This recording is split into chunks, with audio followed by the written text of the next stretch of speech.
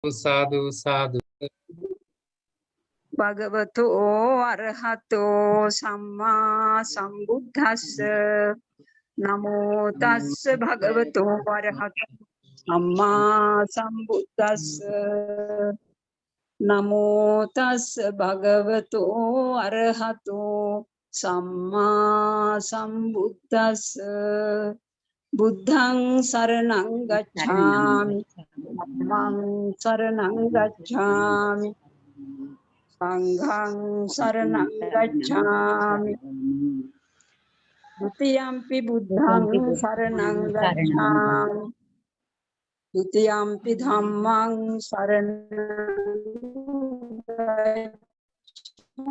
ගච්ඡාමි ගච්ඡාමි බුද්ධං සරණං ගච්ඡාමි තතියම්පි ධම්මං සරණං ගච්ඡාමි තතියම්පි සංඝං සරණං ගච්ඡාමි පාණාතිපාතා වේරමණී සික්ඛාපදං සමාදියාමි අදින්නා දාන වේරමණී සික්ඛාපදං සමාදියාමි කාමේසු මිච්ඡාචාරා වේරමණී සික්ඛාපදං සමාදියාමි මුසාවාදා වේරමණී සික්ඛාපදං සමාදියාමි පිසුනා වාචා වේරමණී සික්ඛාපදං සමාදියාමි පරුසා වාචා වේරමණී සික්ඛාපදං සමාදියාමි මුසාවාදා වේරමණී සික්ඛාපදං සමාදියාමි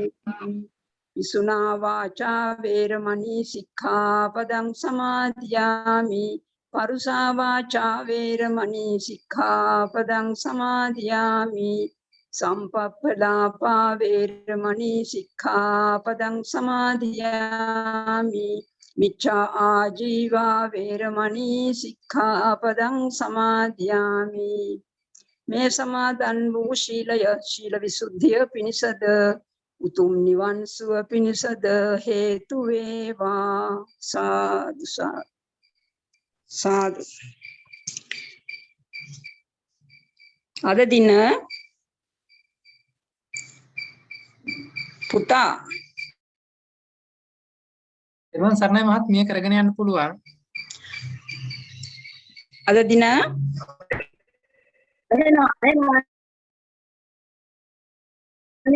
අයනයි ගෞරවනීය වූ සදා වන්දනීය වූ අප නායක ස්වාමීන් වහන්සේ අවවාද අනුශාසනා උපදේශන තමයි ප ဋ ාණ්ඩ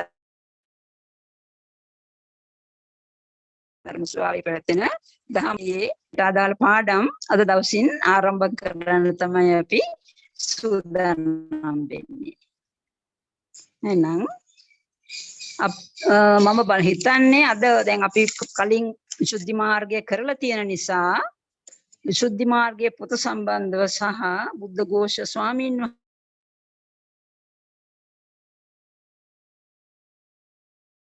වහන්සේ සම්බන්ධව විස්තර දැන් කරන්න අවශ්‍ය වෙන්නේ නැහැ කියලා මම හිතනවා පරණ පාඩම් අනුව ඒ කොටස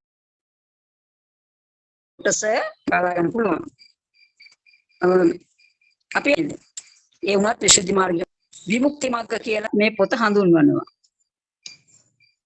ඒ අනුව නිවන් මඟ හෙළි කරන ග්‍රන්ථය විසුද්ධි මාර්ගයේ බව සඳහන් වෙනවා. විසුද්ධි මාර්ගයේ තුන් පිටකයේම ආශ්‍රය කොටගෙන සකස් කොට තිබෙන තේරවාද සම්ප්‍රදායට අනුව රචිත ඉතාම වටිනා ධර්ම ග්‍රන්ථයක් බව අපි සිහිපත් කරගන්න ඕනේ. අපි දන්න පරිදිම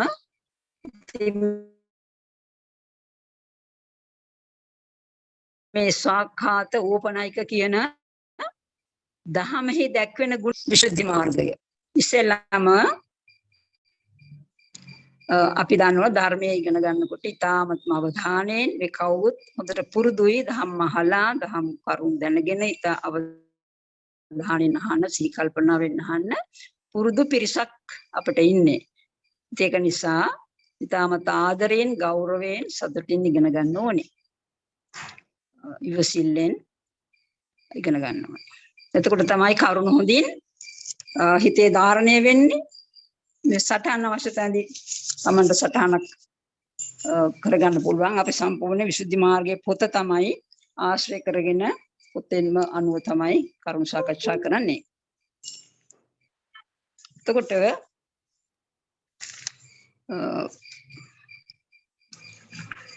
මරණානුස්සතිය ගැන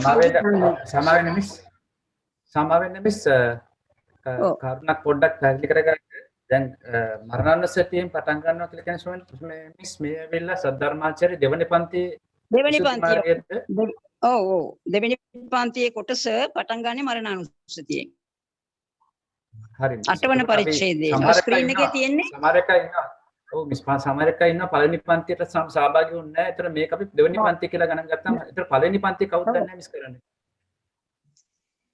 පළවෙනි වසරේ ඒක ලොකු ස්වාමීන් වහන්සේ තීරණය කළා මේ සතියේ ෆයිනලයිස් කරයි කවුද කරන්න කියලා. මේත් පවත්වන්නේ දෙවෙනි වසර පන්තිය. හරි බොහොම පිං මිස්. ඔව්. එතකොට මම මුලදීම සඳහන් කරා මම හිතන්නේ ඇහෙන්නේ නැතුව ඇති. මම කිව්වා දෙවෙනි පන්තියේ පාඩම් තමයි ආරම්භ කරන්න කියලා. එහෙමයි. මහත්මිය ඔබතුමිය පරිහරණය කරන පොත මොන මුද්‍රණයේද? මම මොකද ස්ක්‍රීන් එකට දාලා තියෙන්නේ ඒපීද සොයිසා විසුද්ධි මාර්ගය. ඔබතුමිය පරිහරණය කරන්නේ මොන පොත? මම ධර්මවංශාමෘත පොත තමයි පාවිච්චි කරන්නේ. ධම්මවංශ ස්වාමීන් වහන්සේ.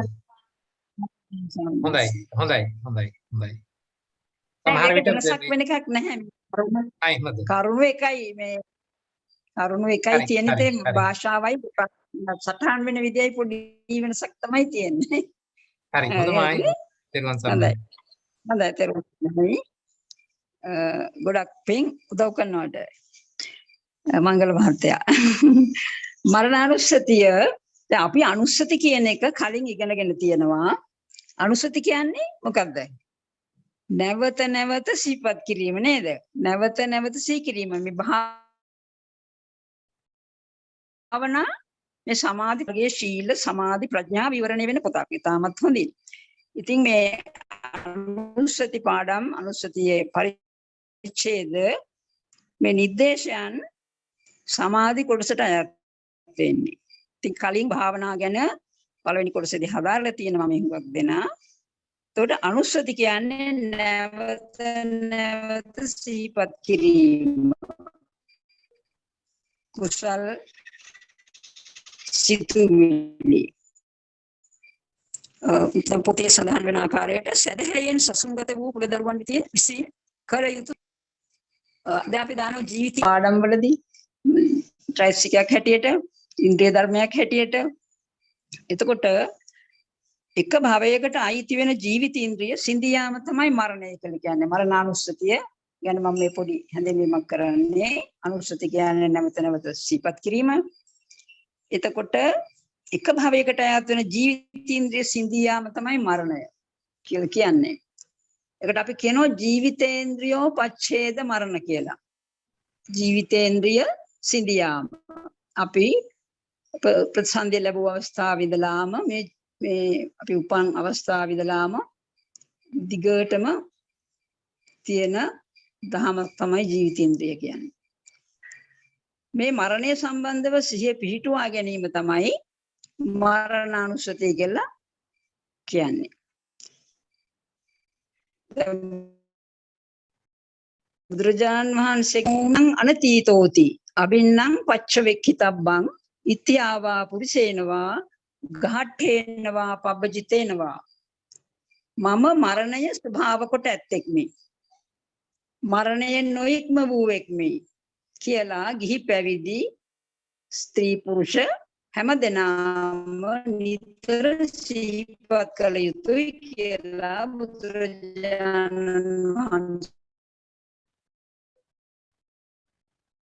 වහන්සේ දේශනා කරන සිටිය රැඳීම සිදුවන්නේ. මරණානුස්සති අපි අනිත් භාවනා වගේම මේ භාවනාව වඩන කෙනා යෝගියා හුදෙකලාව ඉඳගෙන තමයි මේ භාවනාව කරන්නේ. හුදෙකලාව ඉඳගෙන සිහිය පිහිටුවාගෙන සීලය පෙරටු කොට තමයි මේ අපි ආසනය පාවිච්චි කරන්න ඕන. මරණං කියලා. මරණය වන්නේය. ජීවිතේන්ද්‍රිය බිඳී යන්නේය. මරණං භවිස්සති ජීවිතේන්ද්‍රිය උපච්චිස්සති. මෙන්න මේ වගේ තමයි මෙනෙහි කරන්න ඕන. දැන් මරණය දන්න ඕනේ. මරණය අපි මෙනෙහි කරන්න ඕන. හුඟක් දෙනා අපිට අපි හුඟක් බොහෝ දෙනාට සමාජයේ මරණය ගැන මතක් වෙන්නේ නැහැ. අපි ධහමේ හැසිරෙන අය හැටියට, ධහම ඉගෙන ගන්න අය හැටියට මේ මරණය සීකිරීම අත්‍යවශ්‍යයි, කරන්න ඕන දෙයක්. දැන් මේ මරණානුස්සතිය වඩන එකේ ගොඩාක් ආනිශංස තියෙනවා. මෙලෝ වශයෙන්මත් තියෙනවා, පරලෝක වශයෙන්මත් තියෙනවා. දැන් මරණානුස්සතිය ගැන මේ සාකච්ඡා කරනවා. ඉස්සෙල්ලා කියන්නම් මේක ඇති වෙන ප්‍රතිඵල තමුන්ට අර මේ ගැන ආශාවක් මේකක් ඇති වෙන විදියට. මොකද මරණය ගොඩක් දෙනා සීකරමින් ඉන්නේ නැහැ. මරණය ගැන අපි මරනවා කියලා හිතන්නේ නැහැ. ගොඩක් දෙනා මැරෙන්නේ නැහැ කියලා හිතාගෙන තමයි කටයුතු කරන්නේ සමාජයේ. අපි මේ ධහම ගැන දන්න නිසා අපි මේක තේරුම් ගන්නවා. එහෙමයි ස්වභාවය. දැන් මේ මරණානුස්සතිය වඩන කෙනාට තමන්ට ප්‍රිය කෙනෙක්ගේ මරණයක් මේ නැති ඇති වුණාම අමුතුවෙන් දැඩි ශෝකයක් නොකර ඉන්නට පුළුවන්කම ලැබෙනවා. තමන්ගේ මරණයේදී බිය නොවී ඉන්න. දැන් තමා මැරෙන බව දන්නවනේ. ඉතින් සමහර අය ඇත්තටම අපි කතා බහ කරන සමහර අය කියන්නේ හරි බයයි, මැරෙන්න බයයි. ඒවන මේ මරණය ගැන බිය වෙන්නේ නැහැ. මරණයේදී බිය වෙන්නේ නැහැ. මරණයට අවශ්‍ය කරන දේවල් මරණයේදී අපි මුහුණ දී යුතු දෙයක් මේ ඒක දැනගෙන ඒ අනුව තමයි කටයුතු කරන්නේ. එතකොට බිය වෙන්නේ නැහැ. තමගේ මරණයේදී බියටපත් වෙන්නේ නැහැ. අපි කොයි වෙලාවක හරි මැරෙනවා. දැන් මේක තමයි මරණානුස්සතිය. අපි එහෙම හිතන එක. ඊළඟ තමන් ප්‍රිය කරන වෙනත් කෙනෙක්ගේ මරණයේදී ශෝක වෙන්නෙත් නැහැ. දැඩි ශෝකයක් ඇති වෙන, සංවේගයක් ඇති වෙන ඒක මනුෂ්‍ය ස්වභාවය. නමුත් දැඩි ශෝකයක් ඇති කරගෙන විශාල තමන්ට තලාබහානි කරගෙන ඒ වගේ කරන අය ඉන්නවනේ. එහෙම වෙන්නේ නැහැ. ඊළඟ වෛරී කෙනෙක්ගේ, තමන්ට තරහ කෙනෙක්ගේ, තමන් අකමැති කෙනෙක්ගේ මරණයේදී සතුටු වෙන්නෙත් නැහැ. අන්න බලන්න කොච්චර හොඳ ප්‍රතිඵලයක්ද මරණානුස්සතිය ලැබෙන්නේ. මරණ සංඥාව උපදවාගත් කෙනෙකුට පමණයි මේ හැකියාව ලැබෙන්නේ නේද? මතක තියාගන්න. තමන්ගේ මරණයේදී බිය නොවී ඉන්න, තමා ප්‍රිය කරන කෙනෙකුගේ මරණයේදී ශෝක නොකර ඉන්න, තමා අකමැති එහෙම නැත්නම් තරහ කෙනෙකුගේ මරණයේදී සතුටු නොවී ඉන්න මරණ සංඥාව උපදවාගත් කෙනෙකුට පමණක් හැකියාව ලැබෙනවා. දැන් මරණානුස්සතිය අපේ කර්මස්ථාන 10ක් තියෙනවනේ. මේ 10න් 6ක් කරලා තියෙන්නේ ඔබ. එතකොට මේක මේ දස කර්මස්ථාන අතරින් කුමන චරිතයකට වුණත් යෝග්‍ය කර්මස්ථානයක් තමයි මරණානුස්සති කර්මස්ථානය. මරණානුස්සතිය වඩන කෙනා අප්‍රමාදීව වාසය කරනවා. මොකද අප්‍රමාදීව කියන වචනේ අපි ධම්මේ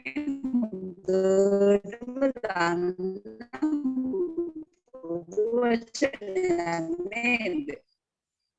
ජානමාදෝ අමත පද අමෘතයට පදයක් අප්‍රමාදය. මේ අප්‍රමාදීව වාසය කරනවා හරි මරණයටපත් වෙනවා. ඒ නිසා මම මේකට සූදානම්ව මේක ලැබූ පින්වන්ත මනුෂ්‍යාත්ම භාවය ගත සිද්ධිය වඩන කෙනා හොඳට දන්නවා. යාගේ අතින් කිසි පාප කර්මයක් සිද්ධ වෙන්න බෑ. එයා සිද්ධ කරගන්නේ නැහැ. පාවක් සිද්ධ වෙන්නේ නැහැ. යාට ලැබුණත් ඒකෙන් මගහැර ගන්නට, ඒ නිවත් වී ඉන්නට හැකියාව ලැබෙනවා. එතකොට ප්‍රධාන කරුණක් තමයි අප්‍රමාදීව වාසය කරනවා.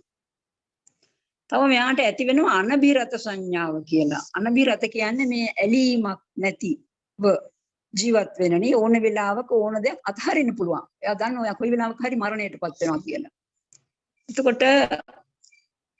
එතකොට එයා මේ ඇලිලා ගැලිලා වාසය කරන්න පෙළඹෙන්නේ නැහැ. තියෙනවා ආශාව තියෙනවා නිවන් දකින්න කම්ම අරිහත් භාවයට පත් වෙනකම් මේ ආශාව මොන ආකාරයෙන් හරි සුළුවෙන් හරි තියෙනවා. රහත් වෙනකොට තමයි ආශාව නැති වෙන්නේ. ඉතින් මේ කොටසෙන් කොටස අඩු වෙනවා. එතකොට අර අනබිරත කියන්නේ නොඇලී සිටීමට දැන් අපි හුඟක්ම ඇලීලා ගැලීලා හිටියොත් අපිට මරණයට මුහුණ දෙන්න බෑ. මරණයට මුහුණ දෙන්න බැරි වුණාම අපි අපේ චුතිසිත කෙලසනවා. ඉතින් එතකොට දන්නවනේ ප්‍රතිසන්දිය හා සමාන ප්‍රතිසන්දියක් තමයි අපිට ලැබෙන්නේ. ඉතින් ඒක නිසා මරණානුස්සතිය වඩන කෙනා මේ අනබිරත සංඥාව යට ඇති වෙනවා. ඒක බලයේ වඩන ස්වභාවයෙන් ඇති වෙන තත්ත්වයක්.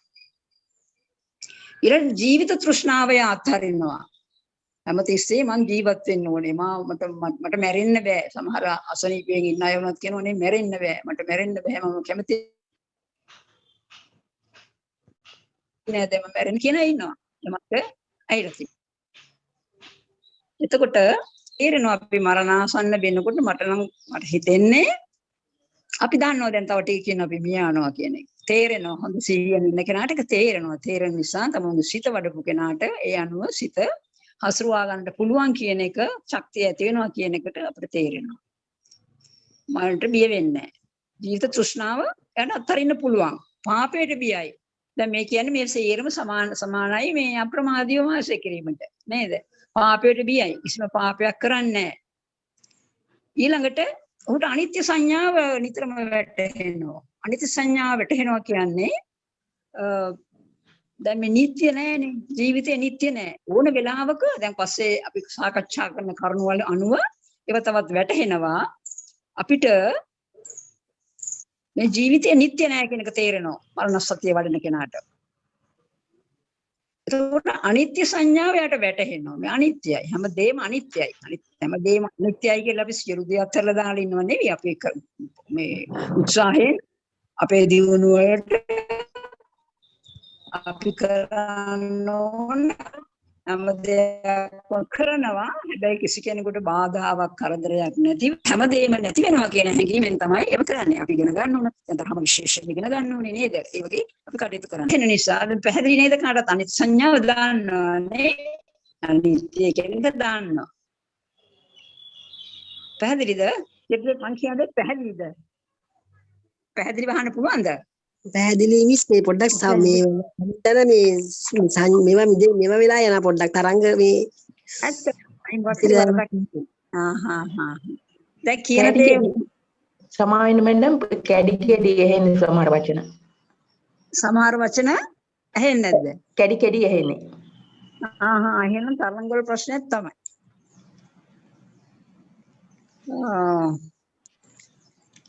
කියන දේ තේරෙනවද? හොඳින් තේරෙනවා මැඩම්. කියන දේ තේරෙනවද? තේරෙනවා මැඩම්. තේරෙනවනේ පැහැදිලි නේද? මම පොඩ්ඩක් අවස්ථාවක් පස්සේ දෙන්නම් අපැහැදිලි තැන් තියෙනම් අහන්න හොඳ. එතකොට හරි. මේ තරංග වල ප්‍රශ්න නම් මම දන්නේ නැහැ මොකද්ද කරන්න ඕනේ කියලා. සමහරට බිසි ඇති මේ වෙලාවේ නේද? එතකොට අනිත්‍ය සංඥාව වැඩෙනකොට එයාට ඒකම අනිත්‍ය සංඥාව වැටහීම නිසා උට දුක්ඛ සංඥාවත් වැටෙනවා. දුක්ඛ සංඥාව වැටෙනවා. ඊට පස්සේ අනාත්ම සංඥාවත් වැටෙනවා නේද? අනිත්‍ය දුක්ඛ අනාත්ම උට වැටෙනවා. අනිත්‍ය සංඥාව වැඩෙනවා මේ මරණානුස්සතිය වඩනකොට. අනිත්‍ය සංඥා වැඩිම නිසා වැටහීම නිසා දුක්ඛ සංඥාවත් ඒකම ඉන්පසු අනාත්ම සංඥාවත් මේ ආත්මයක් අපිට මේ අපි පවත්වාගෙන යන අපි කියලා අපි පවත්වාගෙන යන ආත්මයක් නැහැ කියන එක අනාත්ම මේක ආත්මයට වඩා මේ අනාත්ම ස්වභාව අනාත්ම කියන වචනේ තමයි අපි පාවිච්චි කරන්න ඕන අනාත්ම සංඥා වැටෙනවා. එතකොට මෙහෙම කෙනා මේ මරණානුස්සතිය වඩන කෙනා මේ ජීවිතයේදී මගඵල නිවන් සුව ලැබුවේ නැත්නම් මරණයෙන් පස්සේ අනිවාර්යයෙන්ම සුගතියේ ප්‍රතිසන්දිය ලබනවා. එතකොට පැහැදිලි නේද එතෙක් දක්වා? මම මේ කිව්වේ මරණානුස්සතියේ තියෙන තමන්ට ලැබෙන ප්‍රතිඵල කිව්වේ. ඊළඟට පැහැදිලි මිස්. පැහැදිලි නේ? ඔබ ස්තුතියි. මම අර වෙලාවක් දුන්නම පැහැදිලි නැති තැන් මගෙන් අහන්න. එතකොට දැන් ජීවිතේන්ද්‍රිය නැතිවීම පිළිබඳව තමයි මේ අපි සාකච්ඡා කරේ. මරණය සිදු වෙන හැටි, මරණය කියන්නේ කුමක්ද? ඊළඟ මරණානුස්සතිය වඩන හැටි, ඒ වඩන වෙලාවේ වඩන අයට ඇති වෙන ආනිශංස තමයි සාකච්ඡා කරේ. දැන් මේ එකම මේ මරණය තුන් ආකාරයක් තියෙනවා. ඒක ඉගෙන ගන්න. මරණය තුන් ආකාරයක් තියෙනවා. එක සමුච්ඡේද මරණය. සමුච්ඡේද මරණය කියන්නේ මරණය සම්පූර්ණයෙන්ම මරණයෙන් ඉවරයි. ජීවිතෙන් ඉවරයි. සසර ඉවරයි කියන එක තමයි සමුච්ඡේද. සමුච්ඡේද ප්‍රහාණය කියන්නේ ඒ වගේ තමයි. සමුච්ඡේද මරණය. මරණය එතනින් ඉවරයි. එහෙම මරණයක් ඇති වෙන්නේ සියලු සසර දුකින් මිදුණු රහතන් වහන්සේගේ සිඳියාම තමයි මේ සමුච්ඡේද මරණය කියලා හැඳින්වෙන්නේ. බුදුපසේ බුදුමහරහත් උතුමන්ගේ ජීවිතය සිඳියාම සමුච්ඡේද මරණය කියලා හඳුන්වනවා. ඊළඟට තියෙනවා ක්ෂණික මරණය. ඔබ දන්නවා අපි මීට කලින් දහම් කරුණු ඉගෙනගෙන තියෙනවා. ක්ෂණික මරණය කියලා එකක් තියෙනවා. ක්ෂණික කියන්නේ අපි මේ උපන් දවසේ ඉඳලාම අපේ සියලුම සංස්කාරයන් බිඳි බිඳි යමින් බිඳෙමින් පහළ වෙනවා. බිඳිමින් පහළ වෙනවා නේද? ඒක ක්ෂණික මරණයක්. අපි මේ හැමසෙම ක්ෂණික මරණයටපත් වෙනවා. අපි උපන්දා ඉඳලාම අපේ සමුති වශයෙන් මරණ දවස දක්වාම සංස්කාරයන් ක්ෂණයක් පාසා බිඳෙනවා. බිඳි බිඳි උපදිනවා. ඒකට කියනවා ක්ෂණික මරණය කියලා. ඊළඟට තියෙනවා සම්මුති මරණය. සම්මුති මරණය කියන්නේ මේ ලෝක සම්මත මරණය. අපි මරණවා කියන්නේ මරුණා කියන්නේ කෙනෙක් මරුණා කියන්නේ අන්න ඒක තමයි සම්මුති මරණය කියලා කියන්නේ. දැන් මේ විදිහට මරණය කොටස් තුන ආකාරයකට පිළිගෙන ගන්න පුළුවන්. දැන් ජීවිතේන්ද්‍රිය සිඳියාම නම් වූ මරණය කොටස් දෙකක් තියෙනවා. කාල මරණය, අකාල මරණය. කාල මරණය කියන්නේ අකාල මරණ එක නෙවෙයි. කාලයට අනුව මරනවා. එයාට සාමාන්‍යයෙන් අපි හිතන්නේ නැතිව අකාලේ මරුණා කියන්නේ අන්න ඒ වගේ. ඒතර කාල මරණය, අකාල මරණය කියලා කොටස් දෙකක් තියෙනවා. දැන් අපි යම්කිසි පුණ්‍ය ශක්තියකින් තමයි ප්‍රතිසන්දිය ලබන්නේ. අපි ඊට පෙර ආත්මවල අපේ පුණ්‍ය ශක්තිය. දැන් අපි මිනිස්සු කියලා ඉපදලා තියෙන්නේ පුණ්‍ය ශක්තියක් නිසා නේද? පුණ්‍ය ශක්තියක් නැත්නම් මිනිස්සෙක් වෙලා උපදින්නට හැකියාවක් නැහැ. දැන් පුණ්‍ය ශක්තිය මේක ගැවෙනවා. කර්මය අපි උපතින් කර්මයක් අනුව උපදින්නේ. එතකොට ඒ පුණ්‍ය ශක්තිය අනුව ආයුෂ ශක්තියක් තියෙනවා. ඒ පුණ්‍ය ශක්තිය හෝ මේ ආයුෂ ශක්තිය කියලා කියන මේ ඉවර වෙන එක කාල මරණය කියන කාලේ මරණ. දැන් අවුරුදු සාමාන්‍යයෙන් තියෙනෝනේ සම්මත ආයුෂ ප්‍රමාණය. දැන් ඉන්න පොඩ අඩු වෙන ගතියක් අඩු වෙනවනේ. ඒක තමයි ස්වභාවය. එතකොට ඒ සම්මත වූ කාලයක් තියෙනවා. ඒ කාලේ ඉවරුණාම මරණයටපත් වෙනවා. දැන් එයා ගිහිල්ලා එයාගේ කාලය ඉවරයි. එතකොට මේ ප්‍රතිසන්දිය ලබා දුන්නු කර්ම විපාකය අවසන් වෙන නිසා සිදුවන මරණයට අපි කියනවා කර්මක්ෂය මරණය. කම්මක්ඛය, ආයුක්ඛය කියනවා, පුණ්‍යක්ඛය කියනවා. මේ තුනම පාවිච්චි කරන්න පුළුවන්. අපි ප්‍රතිසන්දිය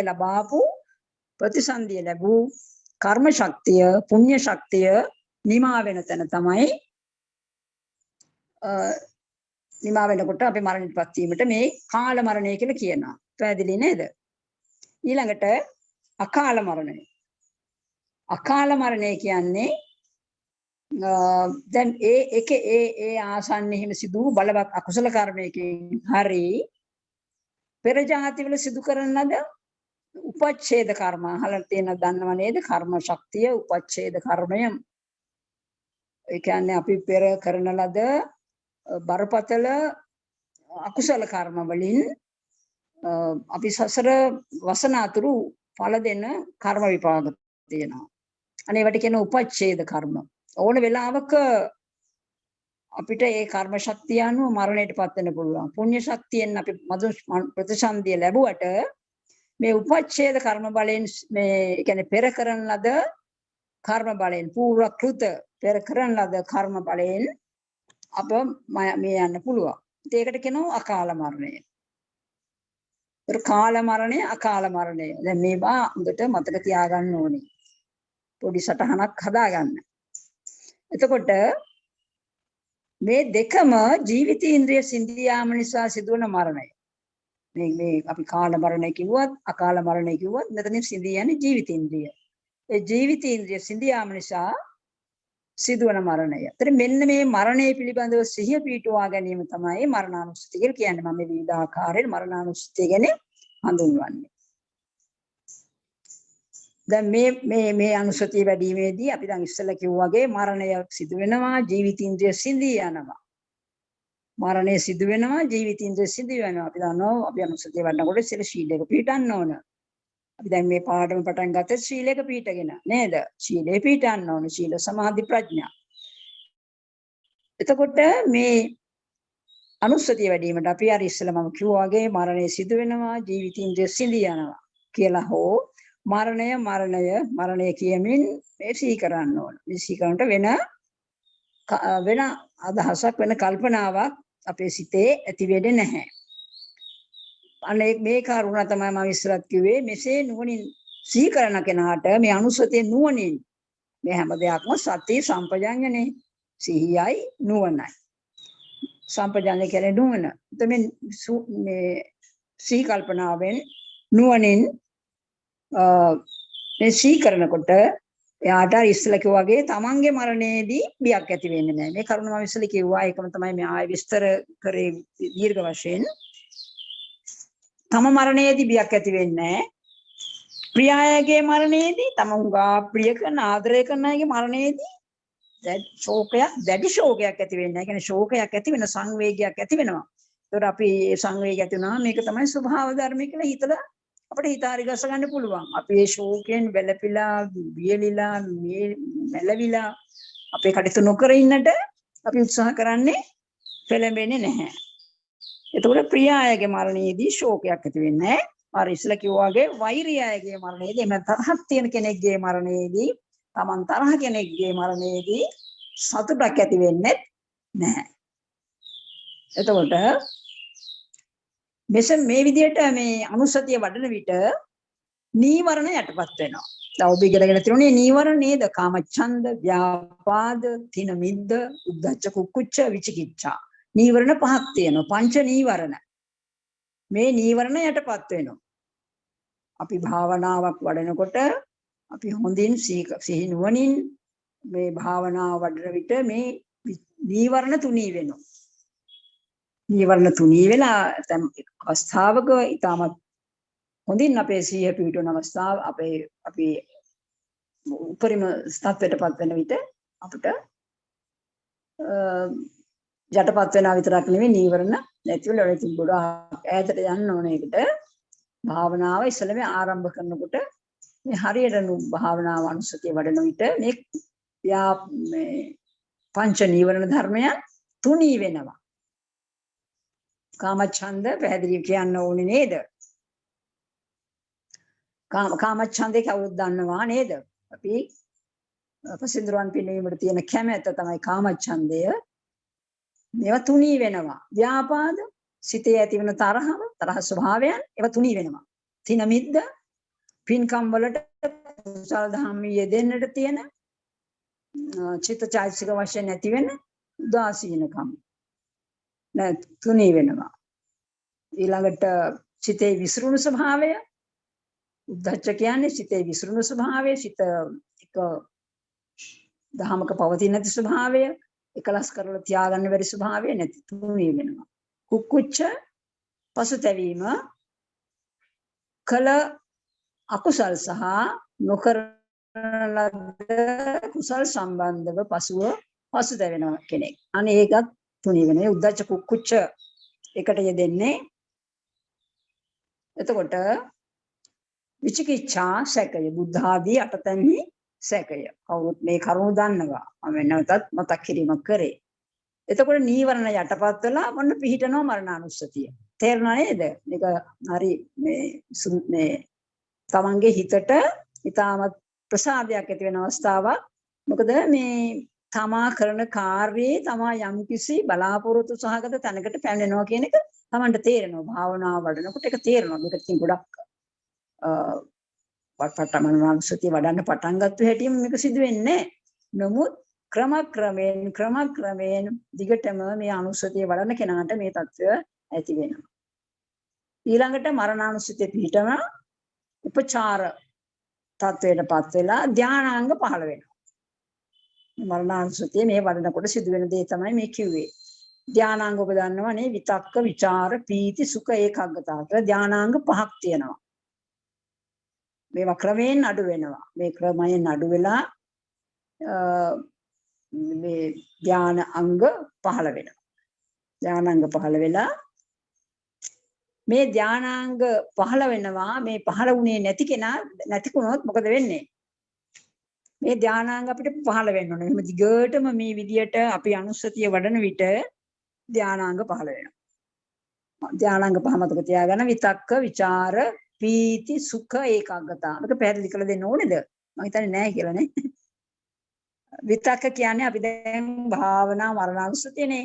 අරමුණ මරණානුස්සතිය වඩන විට අපි එකපාරටම මරණානුස්සතිය වඩන්නට හුදකලාව ඉඳගෙන සිල් සමාදන් වෙලා හුදකලාව ඉඳගෙන මේ අනුස්සතිය වඩනකොට කොහොමත් වෙන සී කල්පනාවල් එන්න පුළුවන්. මරණය නෙවෙයි වෙන දේවල් සිහිපත් වෙන්න පුළුවන්. එතකොට අනේ ඒ විතක් අවස්ථාව විවිධ කල්පනා විවිධ ශක්ති එනවා. එතකොට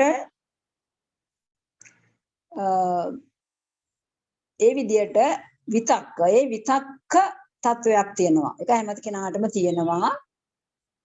භාවනාවක් පටන් ගන්නකොට දියුණු භාවනාව දියුණුවටපත් වූ කෙනෙක් නොවන හැම කෙනාටම මේ විතක්ක තත්වයටපත් වෙනවා.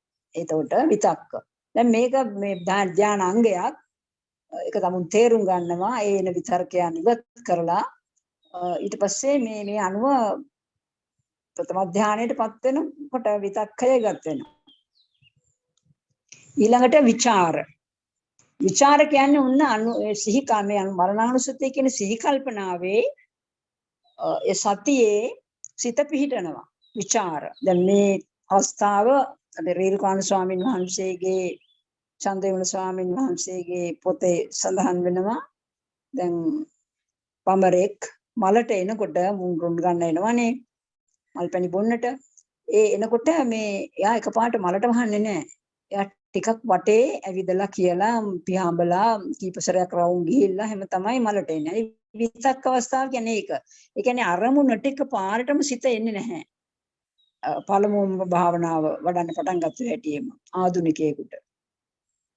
එතකොට ඒක විතක් අවස්ථාව. අපිට අග්ගාලා දැන් හොඳට පුරුදු කෙනාට ආසනයටපත් වුණ හැටියෙම එයාට ඒ අනුසතිය ඒ කල්පනාව අරමුණ එළඹෙනවා. ඉතින් මේ විතක් අවස්ථාව තමයි වෙන සිතුවිලි වලට යනවා ආයෙත් මේ අනුසතියට එනවා. ඒ වගේ හැම විතක් අවස්ථාව. විචාර අවස්ථාව කියන්නේ මලට මෙයා පැමිණෙනවා. ඇත්තටම මේ රොන්නුරා බීම සඳහා මලට එයා මලට වහනවා. මලටපත් වෙනවා. ඒන රොන්නුරා බොන්න පටන් ගන්නවා නේද? ඒක විචාර අවස්ථාව. දැන් මෙයා එතකොට මේක අපි තේරුම් ගන්නේ මොකද්ද? දැන් අරමුණට හරියට ඇවිල්ලා. අරමුණ වෙන සිතුවිලි එනවා තත්වයක් තිබුණා මුලදී. දැන් ඒ තත්වය නැතුව එයාට අරමුණේම සිත පිහිටුවනවා. මොකද්ද අරමුණ? මරණානුස්සතිය සිත පිහිටනවා. එතකොට විතක්ක ਵਿਚාර කියන්නේ අවස්ථාව. එතකොට මේ පළවෙනි ප්‍රථම ධානයේට පත් වෙනකොට විතක්කය ඉවත් වෙනවා. ඊපස්සේ ද්විතිය ධ්‍යානයටපත් වෙනකොට ਵਿਚාරේ ඉවත් වෙනවා. තක්ක ਵਿਚාර ඊළඟට පීති කියන්නේ තමාගේ අරමුණ සාර්ථක වෙනවා කියන සිතට සුවයක් දැනෙනවා. එහෙම අවස්ථාවක්පත් වෙනවා. දිගටම අනුස්සතිය වඩන වෙලාවට ඒ විදිහේ තත්වයක් ඇති වෙනවා. සුඛ පීති කියන තත්වය. අපි මේ සාමාන්‍ය ඕලාරික දීන් ලබන ප්‍රීතිය වගේ නෙවෙයි. මේක සියුම් ප්‍රීතියක් සිතට දැනෙනවා. ඊළඟට ඇති වෙන්නේ පීතියත් ඉවත් වෙලා සුඛ කියන තත්ත්වයටපත් වෙනවා. සුඛ කියන්නේ කායික සැනසිලිදායක සුවපත්භාවයකටපත් වෙනවා. දැන් බලන්න සිත සංසිඳන විට මේ කය සංසිඳීමපත් වෙන හැටි. ප්‍රීති සුඛ මේ දෙකේ වෙනස පොත්වල සඳහන් වෙනවා.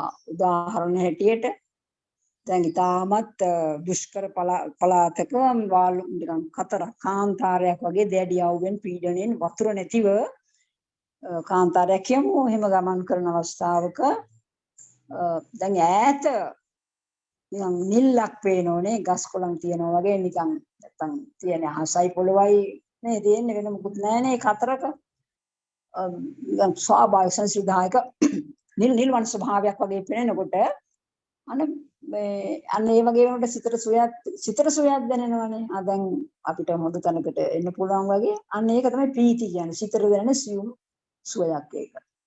නමුත් වතුර තියෙනවා හරි ගස් කොළන් තියෙනවා හරි කියලා පේන්නේ නැහැ නූතර දැනෙන ලකුණු වලින් යාට සිතට සතුටු ස්වභාවයක් දැනෙනවා. දැන් සුඛ කියන්නේ ප්‍රීති කියන්නේ ඒ අවස්ථාව. සුඛ කියන්නේ ඇත්තටම එයා ගමන් කරනකොට එයාට ඇත්තටම ලැබෙනවා ගස් කොළන් තියෙනවා ලැබෙනවා වතුර පොකුණු පැන් පොකුණු දියැලි ඔය වගේ වතුර පාරවල් දැකලා තමුන්ට පුළුවන් මේ වතුර බොන්න පුළුවන් පැන් බොන්න පුළුවන් ඒ පැන් වලින් අපිට මේ සෝදා ගන්න නා ගන්න ඒව කරන්න පුළුවන් නේ ඒව කරලා සුවපත් වෙනවා අන්න ඒක තමයි සුඛ පීති සුඛ දෙකේ වෙනස ඔය විදිහට තේරුම් ගන්න. ඊට පස්සේ තමයි ඒකාග්‍රතාවයටපත් වෙන්නේ. අනේ ඒකාග්‍රතාවයටපත් වුණාම දැන් යාගේ මරණානුස්සතිය පිහිටනවා මේ වෙලාවේ. ඒකාග්‍රතාව කියන්නේ සිත සම්පූර්ණයෙන්ම මරණානුස්සතිය පිහිටන අවස්ථාව. දැන් මේ අවස්ථාව වෙනකොට ධානය ලැබලා මේවා ධානාංග ධානය ලැබෙනවා අර නීවරණ යටපත් වෙනවා. තාම මේ කෙලස් ප්‍රතිකර නෙවි ධානාංග. දැන් මේ විදිහට ධානාංග ලැබුණේ නැත්නම් මේ අවස්ථාවේදී අපිට තවත් ආකාරයක් තියෙනවා මරණානුස්සතිය වඩන. 8 ආකාරයකින් මරණානුස්සතිය වඩන අවස්ථාව තියෙනවා නේද? දැන් මතකයි නේද? අපි සාභාග ගන්න ඕන හොඳට. එතකොට 8 ආකාරයකින් මම ඉස්සලා මේ ස්ක්‍රීන් එකේ පෙන්නුවා මේ 8 ආකාරය මම දැක්කා. ඒ 8 ආකාරයකින් වඩන්න ඕන. 8 ආකාරයේ පළමුවෙනි එක තමයි වදක පච්චුපට්ඨානය. දැන් මරණානුස්සතිය වඩන ක්‍රම මේ. දැන් ඉස්සෙල්ලා අර මරණය සිද්ධ වෙනවා ජීවිතින් සිද්ධ යනවා මරණය කියලා සිතලා මෙන් වඩනකොට තමයි අර ඉස්සෙල්ලා తත්වය අපිට ඇති වෙන්න ගන්න. එතකොට අපි 8 ආකාරයකින් මරණානුස්සතිය වඩන්න ඕන. තවත් දිගින් දිගටම මරණානුස්සතිය වඩන්න ඕන. එතකොට අන්න 8 ආකාරය මරණය සිහි කළ යුතු 8 ආකාරය. පළවෙනි එක තමයි වදක පච්චුපට්ඨානය. වදක පච්චුපට්ඨානය. මොකද්ද මේ කියන්නේ? දැන් අපි ඉස්සෙල්ලා කතා කරානේ අපි උපන් දවසේ ඉඳලම අපි මරණය දක්වා තමයි යන්නේ. උපන්නොත් මරණයෙන් නිමා වෙනවා. එතකොට උපන් සත්‍යය මරණයෙන් නිමා වෙනවා. අපි එහෙමනේ සිතන්නේ, අපි එහෙමනේ අනුසතිය වඩන්නේ. ඒතර මේක වදක පච්චුපට්ඨාන කියන්නේ මේ වදකෙක් තමගේ පස්සෙන් ලුහු බැඳගෙන එනවා වගේ කියලා හිතන්න ඕන. අනිවාර්යෙන්ම මරණය අප වෙත පැමිණෙනවා. වදකෙක් අප මරන්නට වදකෙක් එනවා නම් පස්සෙන් ලුහු බැඳගෙන එයාගේ පරමාර්ථය ඉෂ්ට කරගන්න එයා පැකිලෙන්නේ නැහැ. එයා එහෙම තමයි නිති අපිත් දුවන. එතකොට කෙනෙක් දුවනවා ඉතින් වදකයා පස්සෙන් යනකොට දුවනවා. වදකයා දුවනවා අපි හිතන කොයි වෙලාවක හරි මේ දෙන්න එකට මුණ ගැහෙනවා. අනේම මරණය සිහිපත් කරන්න ඕන වදකෙක් තමා පසුපසින් ලුහු බඳගෙන එනවා වගේ. එතකොට උපත සමගම පැමිණෙන තමා පසුපස එන වදකෙක් වගේ පොඩ්ඩක්වත් නවතින්නේ නැතුව මේ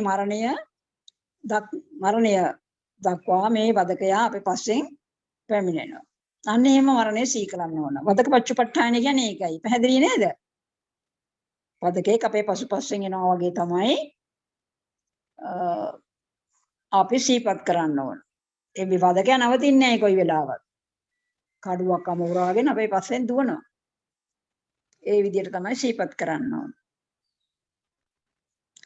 ඒක පැහැදිලි ඇති. ඒක පැහැදිලි. දෙවෙනි කාරණේ සම්පatti විපatti. සම්පatti විපatti කියලා කරන්න ඕන මරණය. මරණය විපතත් ලැබෙති. මේ දෙක සමානව හෝ අසමානව හෝ ලැබෙනවා අනිවාර්යෙන්. විපතක් පැමිණෙන තෙක් තමයි සම්පත්තිය තියෙන්නේ. නේද? විපතක් පැමිණෙන තෙක් මේකට විරුද්ධ වචනය වගේ විපතක් පැමිණෙන තෙක් සම්පත්තිය තියෙනවා. සම්පත් පවතිනවා විපතක් පැමිණෙන තෙක් නේද? එතකන් අපි කියනවා සම්පත් කියලා. විපත පැමිණුණාම තමයි දන්නේ විපත නේද? අපි කියන්නේ අපි නිරෝගීනේ. අපි හොඳට ඉන්නවා නිරෝගීව ඉන්නවා කියනවා. රෝගී වුණා මර නිරෝගීකම ඔක්කොම ඉවරයි. අපි රෝගියෙක් බවට පත් වෙනවා. නිරෝගී බව ලැබෙන තෙක් හරි අපි රෝගී බවට පත් වෙනවා. එතකොට සියලුම නිරෝගී බව තියෙන්නේ රෝගී බවට පැමිණෙන තෙක් සම්පත් විපත් මේ විරුද්ධ විදිහට අපි සාකච්ඡා කරන්න හැටි. ඊළඟට අපි අපේ තරුණකම තියෙන්නේ මහලු බවට පැමිණෙන තෙක් විතරයි නේද? මහලු බවට පැමිණෙන තෙක් අපිට බැරිකම් විඳින්න ලැබෙන තෙක් අපි තරුණයි කියලා හිතනවා. තුරුණු බව තියෙන්නේ මහලු බව පැමිණෙන තෙක්. මහලු බව පැමිණුණාට පස්සේ ආයෙ තුරුණු බව කවදාවත් එන්නේ නැහැ. අපි දන්නවා අපි මරණයට ලං වෙන්නේ. ඉන්න මරණයට ලං වෙන්නේ මේ සියලු දේ නැති වෙනවා කියන එක. ඊට පස්සේ ජීවිතය තියෙන්නේ මරණය පැමිණෙන තෙක්. සම්පත්තිපත් ජීවිතයේ සම්පත්තිය විපත්තිය මරණය. එතන නිරෝගී බව සම්පත්තිය රෝගී බව විපත. ඒ වගේ මේ සියලුම සම්පත් තියෙන්නේ විපතක් පැමිණෙන තෙක්. අපි මේ ඔක්කොම ඉන්නේ ජීවත් වෙන්නේ මරණය පැමිණෙන තෙක්. ඒ විදිහට මරණය ගැන සිතන්න ඕන සම්පatti විපatti කියලා. මේ භාවනාව මේ අනුස්සතිය වඩන ආකාරය මේ කියන්නේ. එතකොට ජීවිතය තියෙන්නේ ජීවිත සම්පත්තිය තියෙන්නේ මරණ විපත පැමිණෙන තෙක්. එතකොට මරණ විපත්තියෙන් අපි අවසන් වෙනව නේද? මෙසේ සම්පත් විපත් වශයෙන් සිහි කරන්න ඕන. පැහැදිලිද? දැන් දෙවෙනි කාරණේ අපි මරණය සිහි කරන ආකාරය. අට ආකාරයෙන් දෙවෙනි ආකාරය සම්පත් විපත්තිය. තුන්වෙනි කාරණේ තමයි උපසංහරණය. උපසංහරණය කියන්නේ අපි අනිත් අය සමග සසඳමින් තමාගේ මරණය ගැන සිහි කරන්න ඕන. අනිත් අය එක සංසන්දනය කරමින්. දැන් අපි ඉස්සෙල්ලා සම්පත් විපත් සංසන්දනය කරා නේද? වදකේ අපේ පස්සෙන් එළවගෙන එනවා කියලා එහෙම බැලුවා. ඒ වගේ මේක උපසංහරණය අනිත් අය සමග සසඳමින් මරණය ගැන සිහි කරනවා. තියෙනවා යසස් මහත්වය ගැන මහත්වය, ථාම මහත්වය, ඉර්ධි මහත්වය මම විස්තර කරනවා. මේක දෙන්නේ පළමු සඳහන් කරන පමණයි. ප්‍රඥා මහත්වය, පුණ්‍ය මහත්වය මේ විදිහට අය සමග තමා සම්බන්ධ කරමින් සසඳමින් මරණය ගැන සිහි කරන්න ඕනේ. යසස් මහත්වය කියන්නේ මොකද්ද? දැන් හුඟක් යසස් තිබුණු අය හිටියා අපේ ඉතිහාසයේ. යසස් තියන අය, යසස් කියන්නේ කීර්තිය, මහා බලවත් කීර්තියක්, යසසක් පැතිරෙන කීර්තිමත් ගතිය ඒ තියෙනවා. නමුත් ඒ අයත් මරණයටපත් වෙනවා.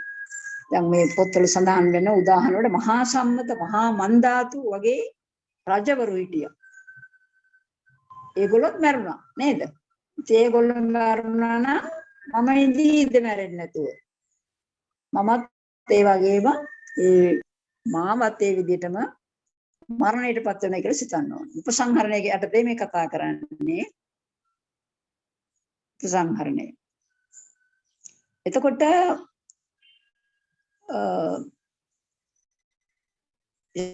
යසස් මහත්වය කියන කරුණ යටතේ තියෙන්නේ. අනිත් අය සමග සංසන්දනය කරනවා.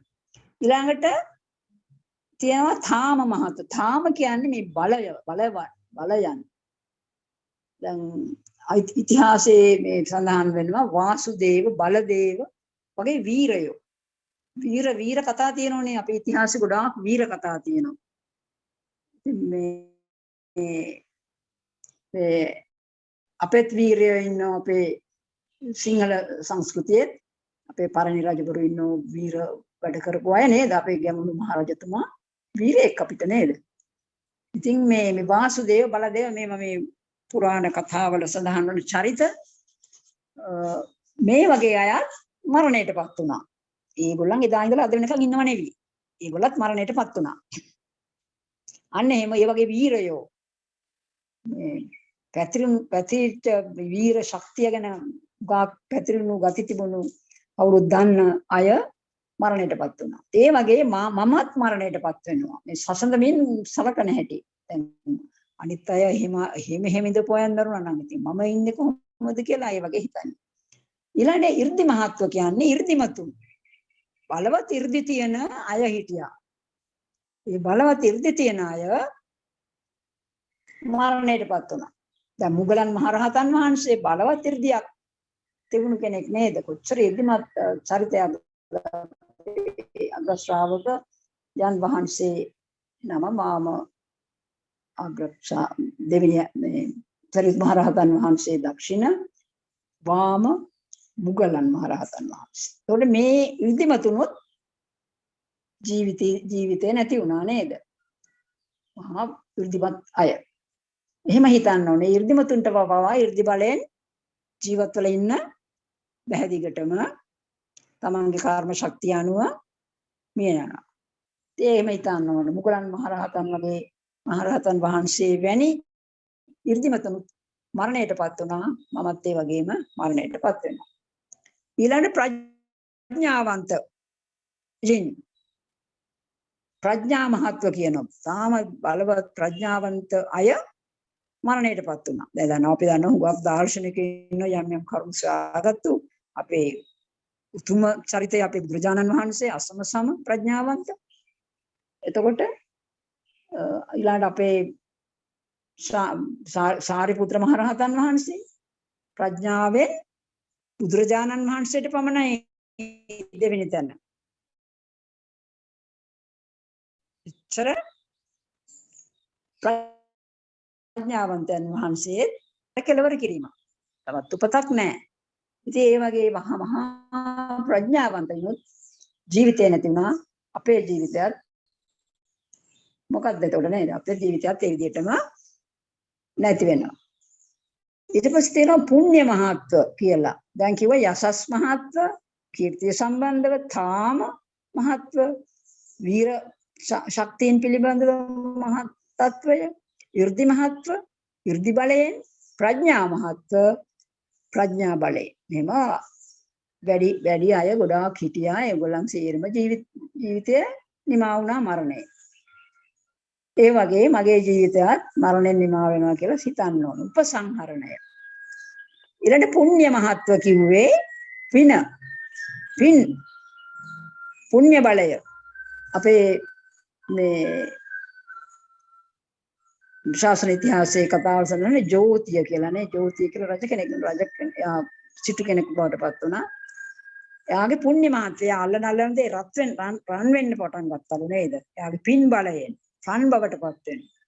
අන්තිමට එයා දිලිඳු කෙනෙක්. නමුත් එයාගේ පුණ්‍ය බලයෙන් එයා හැමදේම රන් බවට පත් වෙනවා. එතකොට එයාට සිටතනතුරක් ලැබුණා. පුණ්‍ය මහත්ව. ඒ පුණ්‍ය මහත්වෙන් යුතුව අයත් මරණයටපත් වුණා. මමත් ඒ විදිහටම මරණයටපත් වෙනවා. ඊළඟ පච්චේක බුද්ධ කියන්නේ පසේ බුදුරජාණන් වහන්සේ. පසේ බුදුරජාණන් වහන්සේ කියන්නේ තමන්ගේම ඥාන ශක්තියෙන් චතුරාර්ය සත්‍ය අවබෝධ කරගත්තු සියලු කෙලෙස් නැසූ උතුමෙක් නේද? එතකොට ඒ උන්වහන්සේලා අභාවයටපත් වුණා. තමා ගැන සිහි කරන්න ඕනේ, ඒ වගේ සසඳන්න ඕනේ. මමත් ඒ වගේම මරණයටපත් වෙනවා. ඊළඟ සම්මා සම්බුද්ධ අති උතුම් අග්‍ර අපේ බුදුරජාණන් වහන්සේ, සම්මා සම්බුදුරජාණන් වහන්සේ පිරිනිවනටපත් වුණා. පච්චේක පසේ බුදුරජාණන් වහන්සේ පිරිනිවන් පෑවා. ඒ වගේ ඊළඟට අපේ සම්මා සම්බුදුරජාණන් වහන්සේ සියලුම බුද්ධ කෘත්‍ය නිම කරලා පිරිනිවනටපත් වුණා. ලෝකයේ අග්‍රගණ්‍ය වැඩ සිටි අති උතුම් අසම සම උත්තමයන් වහන්සේ ස්වයංභූ ඥාණයෙන් චතුරාර්ය සත්‍ය ධර්මය අවබෝධ කරගෙන ලෝක සත්වයාට දේශනා කළා. සියලු සතුන් තම මහා කරුණාවෙන් නිවන් දක්වන්නට ධර්ම දේශනා කරපු උතුම් බුදුරජාණන් වහන්සේ ජීවිතය නිමා වුණා. ජීවිත නිමා වුණා, සසර නිමා කරා. ආයුපතක් නැහැ. බුදුපසේ බුදු මහරහතුතුමන් ආයුපතක් නැහැ. මරණයෙන් ජීවිතය කෙලවර වෙනවා වගේම සසරත් උන්වහන්සේලා කෙලවර කරා. එතකොට මේ උපසංහරණ මෙන්න හතක්, කරුණු හතක් අනුව අපි අනුන් සමග සම්බන්ධ කරන්න ඕන. මේක හරි. මේ කරුණු මේ විස්තර වශයෙන් පොත්පත් බලලා තව ඉගෙන ගන්න. මේ කෙටි වශයෙන් කෙටියෙන් තමයි මේ කරුණු කිව්වේ. එතකොට ඒකට කියනවා වචනේ උපසංහරණය. උපසංහරණය අනුන් සමග තමා සසඳමින්, අනුන් කියන්නේ විශේෂ පුද්ගල සසඳමින් මරණය ගැන සිහි කරන්න ඕන. මේ අයත් මේ විශේෂ උතුමන් මරණයටපත් වුණා. මේ සියලු මහන්තයන්ගෙන් අගතෙන් පැමිණි අය මරණයටපත් වුණා. ඉතින් මාවෙනි කෙනෙක් කෙලස මරණයෙන් මිදෙයිද? මාවෙනි කෙනෙක් කෙලස මේ මරණයෙන් මිදෙනවද කියලා සිහි කරන්න ඕන. මමත් ඒ විදිහටම මට එහෙම තත්ත්ව තියන අය නැති වුණා. මේ සාමාන්‍ය මිනිහෙක් වෙන මමත් මරණයටපත් වෙනවා කියලා සිහි කරන්න ඕන. ඊළඟ කරුණ කාය බහු සාධාරණය. කාය බහු සාධාරණය. මේ කියන්නේ මොකද්ද? බොහෝ දෙනාට මේ මගේ කාය ශරීරය සාධාරණ වෙනවා.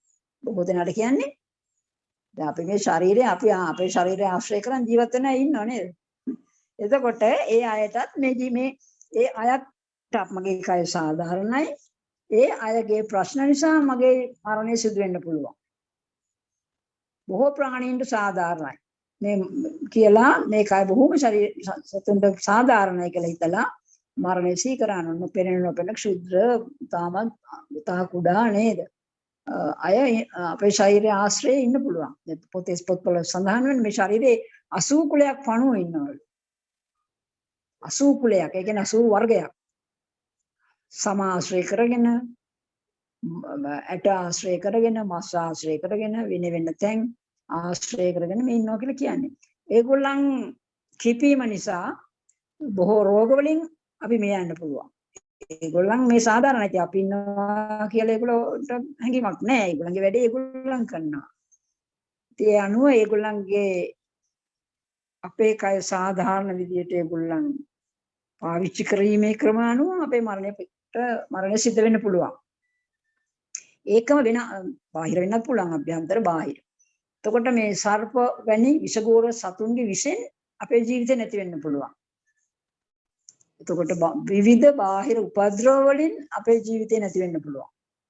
මෙහෙම මේ ආකාර වලින් මරණය පැමිණෙය කියලා අපි සිහි කරන්න ඕනේ. මරණානුස්සතිය. කාය බහු සාධාරණය.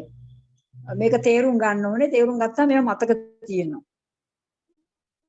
ඒකයි මම කියන්නේ. දැන් මේ නම් වශයෙන් මේවා සටහන් කරගෙන පොඩි විස්තර විදියට විස්තර අනුව මතක තියාගන්න ඕන. වචනේ කිව්වම තේරෙනව නම් වචනේ කියනකොට තේරුම් ගන්න හැකි වෙන්න විදියට තමයි මේ අපි පොත් බලලා කරුණු ඉගෙන ගන්න ඕන. මේ පාඩමෙන් වුණත් ඔයගොල්ලන් ඔබ හැමදෙනාම බලන්න ඕනේ හිමයි මේ වචන තේරුම් ගත්තම මේ වචනවල අර්ථය පැහැදිලි කරන්න ලේසි. ඒ නිසා වචනේ කාය බහු සාධාරණ කිව්වම සමහරට මොකද්ද කියලා තේරෙ හිතේ. දැන් මං කිව්වේ ඒකයි. බොහෝ දෙනාට මේ කය සාධාරණයි. මගේ කය උනාට සම්මුති වශයෙන් මගේ කය කියලා හිතුවට වෙහි බොහෝ දෙනාට මේක සාධාරණව සලකන නිසා අපිට ඒ අනුව විපතක් පැමිණලා මරණය සිද්ධ වෙන්න පුළුවන්. ඒකයි කියන්නේ. පැහැදිලි නේද? ඊළඟ ආයු දුබලත්වය. ආයු දුබලත්වය කියන්නේ පැහැදිලි නේද? මම කියනේව නේද? ඉක්මන් වැඩි නම් ඒත් කියන්නේ ඉතින් පොඩ්ඩක් මඩට. එහෙමයි මැඩම් හොඳට තේරෙනවා. පෙරවන් සරණයි. අයනවා පෙරවන් සරණයි මේ පැහැදිලි අනිතක මේ පැහැදිලි නැත්තම් කියන්න මම වේග වැඩි නම් හෙමින් වැඩි නම් එකක් කියන්න. ඒකයි. එතන ආයු දුබලත්වය. ආයු දුබලත්වය කියන්නේ මේ තව මාතෘකාවක්. ආයු දුබලත්වය කියන්නේ අපි උපසංහරණය කියන මාතෘකාව යටතේ මේ කතා කරන්නේ. උපසංහරණය කියන මාතෘකාව යටතේ කුඩා මාතෘකා අනු මාතෘකා කීපයක් මේ. ආයු දුබලත්වය කියන්නේ මොකද්ද? ආයු දුබලත්වය කියන්නේ අවශ්‍ය ඉවර වෙනවා. අවශ්‍ය දුර්වලයි. අපි දුර්වලයි නේදපත් වෙන්න පුළුවන්. අපි ගැන අපි කියන දන්නේ නැහැ නේද? අපි උපන්නොත් මරණවා කියලා කියන්න දන්නෝ. නමුත් අපි මොන කාලේ මරණවද කියලා කියන්න දන්නේ නැහැ. මරණය ගැන තියෙනෝනේ කරුණු පහක් අපි දන්නේ නැති. කොහොම මැරෙනවද මොන විදියකට මැරෙනවද කොතන මැරෙනවද මැරිලා කොහේ උපදිනවද මැරිලා කොහේ අපි දානවද කිසිම ඒ පහ ගැන අපි දන්නේ නැහැ මොකක්වත් දන්නේ නැහැ. එතකොට මේ ආයු දුබලත්වය කියන්නේ ආයුෂ දුර්වල වීමෙන් අපේ මරණය පැමිණෙයි කියලා හිතන්න ඕනේ. ඒක ඉතින් හැමතිස්සෙම හිතන දෙයක් නේ. ලෙඩ රෝග දැන් බලන්න දැන් තියෙන මේ අසනීප තත්ත්ව නේද? ඕන කෙනෙක් හොඳට ඉන්න කෙනෙකුට මේ තියෙන මේ බෝ වෙන රෝග තත්ත්වෙන් මෙයා දෙන්න පුළුවන්. ඉතින් අපි පරිස්සම් වෙන්න ඕන. හුඟක් අපි පරිස්සමෙන් අපේ ජීවිත ගත කරන්න ඕන. ඉතින් මේ ආයු දුර්වල වෙන්න පුළුවන්. දැන් පුංචි මදුරුවෙකුට අපි මරන්න පුළුවන් නේ. දැන් පොඩි චූටි හැට නොපෙනෙන විස බීජයකින් අපේ ජීවිතේ නැති වෙන්න පුළුවන්. ඉතින් ආයු හුඟක් දුර්වලයි. අපේ ආයුෂ දුර්වලයි. ඊළඟට අපේ තියෙනෝනේ වාපිත්සෙන්නේ ඔය වගේ ඒවා කෝප වීමෙන් ඒවා නැති ඒවා විෂම බවටපත් වීමෙන් අපේ මරණය සිදු වෙන්න පුළුවන්. දැන් විෂ බීජ දැන් තියෙන රෝග තත්ත්වය ඒක නේද විෂ බීජ. අපිට හැට පේන්නේ නැහැ. අපිට මොකද දන්නේ නැහැ විස්තර. එතකොට නමුත් අපි වයි කියලා හිතාගෙන ඉන්න අපි එහෙම නේ හිතන් ඉන්නේ අපි අපිට ප්‍රශ්නයක් නැහැ කියලා ඒ වගේ හිතන ඉන්නෝනේ. ඉතින් මේ සුදේකින් අපේ අවශ්‍ය කෙලවර වෙන්න පුළුවන්.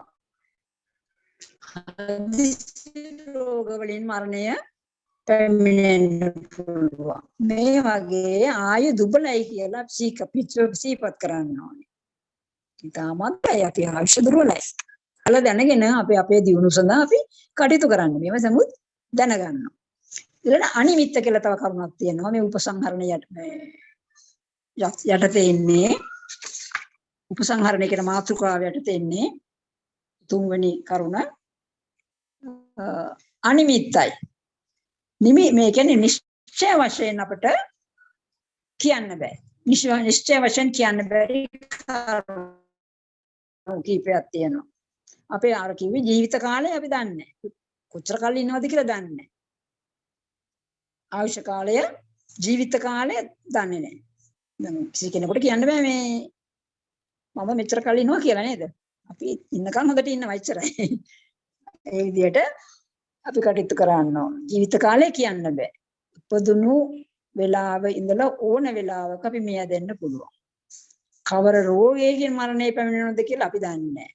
කවර කාලයක මරණවද කියලා අපි දන්නේ නැහැ. නේද? කවර ස්ථානයකදී මොන හේතුවක් නිසා මරණය සිදු වෙනවයි කියලා අපි දන්නේ නැහැ. ඊට පස්සේ මරණින් මත්තේ අපි කොහේ ප්‍රතිසන්දිය ලැබෙයිද කියලා දන්නේ නැහැ. හැබැයි සුගති ප්‍රතිසන්දියක් ලැබීම සඳහා කෙලින්ම අපි චතුරාර්ය සත්‍ය ධර්ම අවබෝධයෙන් නිවන් සුව ලබන්න. එහෙමයි අපි බලාපොරොත්තු වන ඒ අතරේ අපි එහෙම නොවුනොත් අපි උතන් කියන්නේ මේ සැප සම්පත් තියෙන තැන නෙවි අපිට අපේ සසර කෙලවර ගන්නට පුළුවන් විදියට අපේ කටයුතු කරගන්න පුළුවන් තැන්. එහෙම තැන්වල ප්‍රතිසන්දිය ලබන්න පුළුවන්. එහෙම නැත්නම් අපේ ජීවිතය අනුව අපිට වඩා වෙනස් තැනක ප්‍රතිසන්දිය ලබන විදිහට කටයුතු වෙන්න පුළුවන්. මේ කොහොම අපි මරණයෙන් කොහේ ප්‍රතිසන්දිය ලබනවද කියලා නියතියක් නැහැ. මේකට තමයි අනිමිත්ත කියලා කියන්නේ. එහෙම අනිමිත්ත වශයෙන් මරණය සිහි කරන්න ඕනේ. ඊළඟ අධ්‍යාන පරිච්ඡේදය. අධ්‍යාන කියන්නේ මේ අධ්‍යාන කියන්නේ දුව කියන්නේ ස්ථිරනේ. එතකොට එහෙම ගතියක් අපේ ජීවිතේ නැහැ. මෙතෙක් කල් පවතින්න ඕනේ කියලා කාල පරිච්ඡේදයක් නැහැ. දැන් අපේ ආයුෂ අනුව අපි දන්නවා දැන් මේ කාලේ අවුරුදු 70 80 තමයි උපරිම කාලවල විදිහට ගත වෙන්නේ. ඊට එහා යන කොටස් තව ජීවත් වෙනවා. ඒක එකනගේ පුණ්‍ය ශක්තිය, කර්ම ශක්තිය අනුව. ඉතින් අපි හේතුවත් 80 කියලා 80ට මෙහා තමයි හොත් වෙනා යදෙනවා. මොකද එහෙම අඩු ගානේ අපි 80 කියලා 100 කියලා හිතමු. ඊවත් අපි ඕනම් 100ට තව පොඩ්ඩක් වැඩිපුර ඉඳී. මගේ ආයුෂ එච්චර නම් ඊට පොඩ්ඩක් වැඩිපුර ඕනම් ඉන්න පුළුවන්. ඊට එහා නම් යන්නම බෑ. ඉතින් එහෙම හිතන්න ඕන අධ්‍යානයි. දැන් ඒ තියෙන පරම ආයුෂ අට පොඩ්ඩක් වැඩි වෙන්න ඉන්න පුළුවන්. එහෙම නැත්නම් ඊට අඩු ඕනම අවස්ථාවක මරණය සිද්ධ වෙන්න පුළුවන් කියලා අපි සිහි කරන්න. ඊළඟ කන පරිත්තය 8වෙනි කරුණ. දැන් කරුණට 7ක් අපි කතා කරා. කන පරිත්තය. කන කියන්නේ මේ ක්ෂණය, මේ ජීවිත ක්ෂණය. ජීවිත ක්ෂණය කියන්නේ මැරෙන්න ක්ෂණය යන්නේ. ඒ ක්ෂණය එක හරි එක චිත්තක්ෂණයක් කාලය තමයි ක්ෂණය කියන්නේ. එතකොට මේ ක්ෂණය මරණය සිද්ධ වෙන්න පුළුවන්. ඒ ක්ෂණය මොකක්ද කියලා අපි දන්නේ නැහැ. නමුත් මේ ක්ෂණය කියන්නේ ක්ෂණයමයි. ඒකට වෙන වචනයක් නැහැ. එතකොට මේ ක්ෂණයකින් අපි මරණයටපත් වෙන්න පුළුවන්. දැන් පොතවල සඳහන් වෙනවා රක්ත රෝදේ පෙරලෙන රක්ත රෝදේ රවුමක්නේ ලොකු රවුමක්නේ. ඒක පෙන්නේ ඉදිරියට ගමන් කරන්නේ. ඒ පෙරලනට පොළේ වදින්න එක තමයි. හැමතිස්සේ සුළු තැනකටපත් වෙන්න පුළුවන්. එතකොට ජීවිතයේ ක්ෂණයක් විතර මේ චිත්තක්ෂණයක් මේ නිරුද්ධ වෙන කාලයක් මේකට සීමා වුණු ජීවිතයක් අපිට තියෙන ඕන වෙලාවක මරණයටපත් වෙන්න පුළුවන් කියලා කන පරිත්ත වශයෙන් මේ මරණය සිහි කරන්න ඕන. මෙසේ දක්වපු 8 ආකාරය දැන් පැහැදිලිනේ ස්ක්‍රීන් එකෙත් පැහැදිලිව තියෙනවානේ. වදක පච්චුපට්ඨානය, සම්පත්ති විපත්තිය, උපසංහරණය, ආය බහුසාධාරණය, ආය දුබ්බලකම, අනිමිත්ත, අධ්‍යාන පරිච්ඡේදය, කන පරිත්තය කියලා මේ කරුණු මට අනුව මරණය සිහි කරන්න ඕන. දැන් අර ඉස්සෙල්ලා විදියට භාවනානුයෝගීව ඉඳලා ධාන ලැබූ නැති අයට මේ 8 ආකාරයකින් මේ සිහි කරන්න ඉද ආකාරයෙන් මරණානුස්සතිය වඩන හැටි. එතකොට මේ 8 ආකාරයකින් මේක 8ම වඩන්නේ කියලා නෑ. 8 ආකාරයකින් මොකක් හරි එක ආකාරයකින් මරණය සිහි කරන්න පුළුවන් කරනකොට නීවරණ යටපත් වෙලා ධානාංග පහළ වෙන්න පුළුවන්. එකක් නැත්තම් එකක් ගන්න පුළුවන්. නේද? තමුන්ට විතර 8ම වඩ සමහරට ඉතින් 8ම වඩන ආයත් ඉන්න පුළුවන්. එකක් බැරි නම් අනිත් එක එහෙම මරණානුස්සතිය වඩන මේ මරණානුස්සතිය වඩන ආකාර 8ක්. එතකොට මේ මරණානුස්සතිය මේ විදිහට මේ ආකාර 8 වඩනකොට අපිට මගඵල නිවන් සුව ලබා ගන්න පුළුවන්. උපරිමයෙන් මගඵල නිවන් සුව ලබා ගන්න පුළුවන්. එතකොට මේ මගඵල නිවන් සුව තමයි අපේ අන්තිම කෙලවර පරමාර්ථය. එය ලැබුවේ නැත්නම් අපි සුගතියක උපත ලබනවා. මරණයෙන් පසු සුගතියක ප්‍රතිසන්දිය ලබනවා. පැහැදිලිනේ? දැන් මේ කරුණු දැන් දෙආකාරයකට මරණානුස්සතිය වඩන හැටි මේ සඳහන්. එතකොට නිරතුරුවම අප්‍රමාද අපි ඉස්සෙල්ලා කිව්වා මේ මම ඉස්සෙල්ලා කිව්වා මේ ආයෙත් මම කියන්නේ දැන් මෙහෙම මරණ සතිය වඩනගෙන අප්‍රමාදයි. මොකද අප්‍රමාදයි කියලා කියන්නේ යා කුසල දහම්හි අප්‍රමාදයි. ඒකයි අප්‍රමාද කියන්නේ. යා අකුසලයේ යෙදෙන්නේ නැහැ. කුසලයේ යෙදීම ප්‍රමාදය. එතකොට අප්‍රමාදයි. අප්‍රමාදී බව. යා අප්‍රමාදී. එතකොට බුදුරජාණන් වහන්සේගේ අන්තිම දේශනේනුත් අපිට පැහැදිලි කරේ මේක තමයි. අපමාදෝ අමත පද.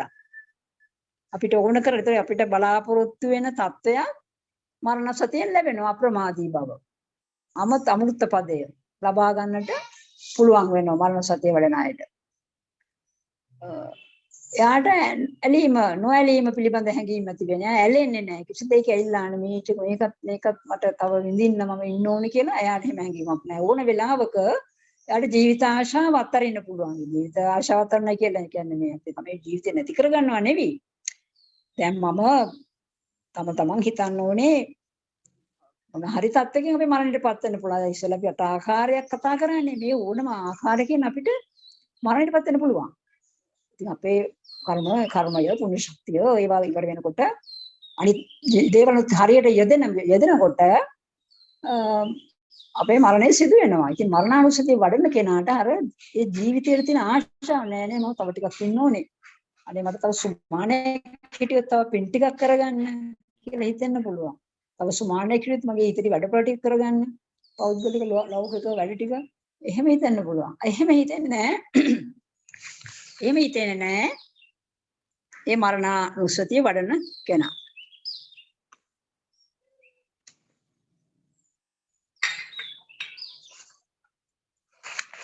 එතකොට පැහැදිලි වෙනවා අපි දැන් මේ කතා මේ සාකච්ඡා දෙකටම අහගෙන ඉනකොට මොන මේ කරුණු සියල්ල පැහැදිලි වෙනවා තේරෙනවා.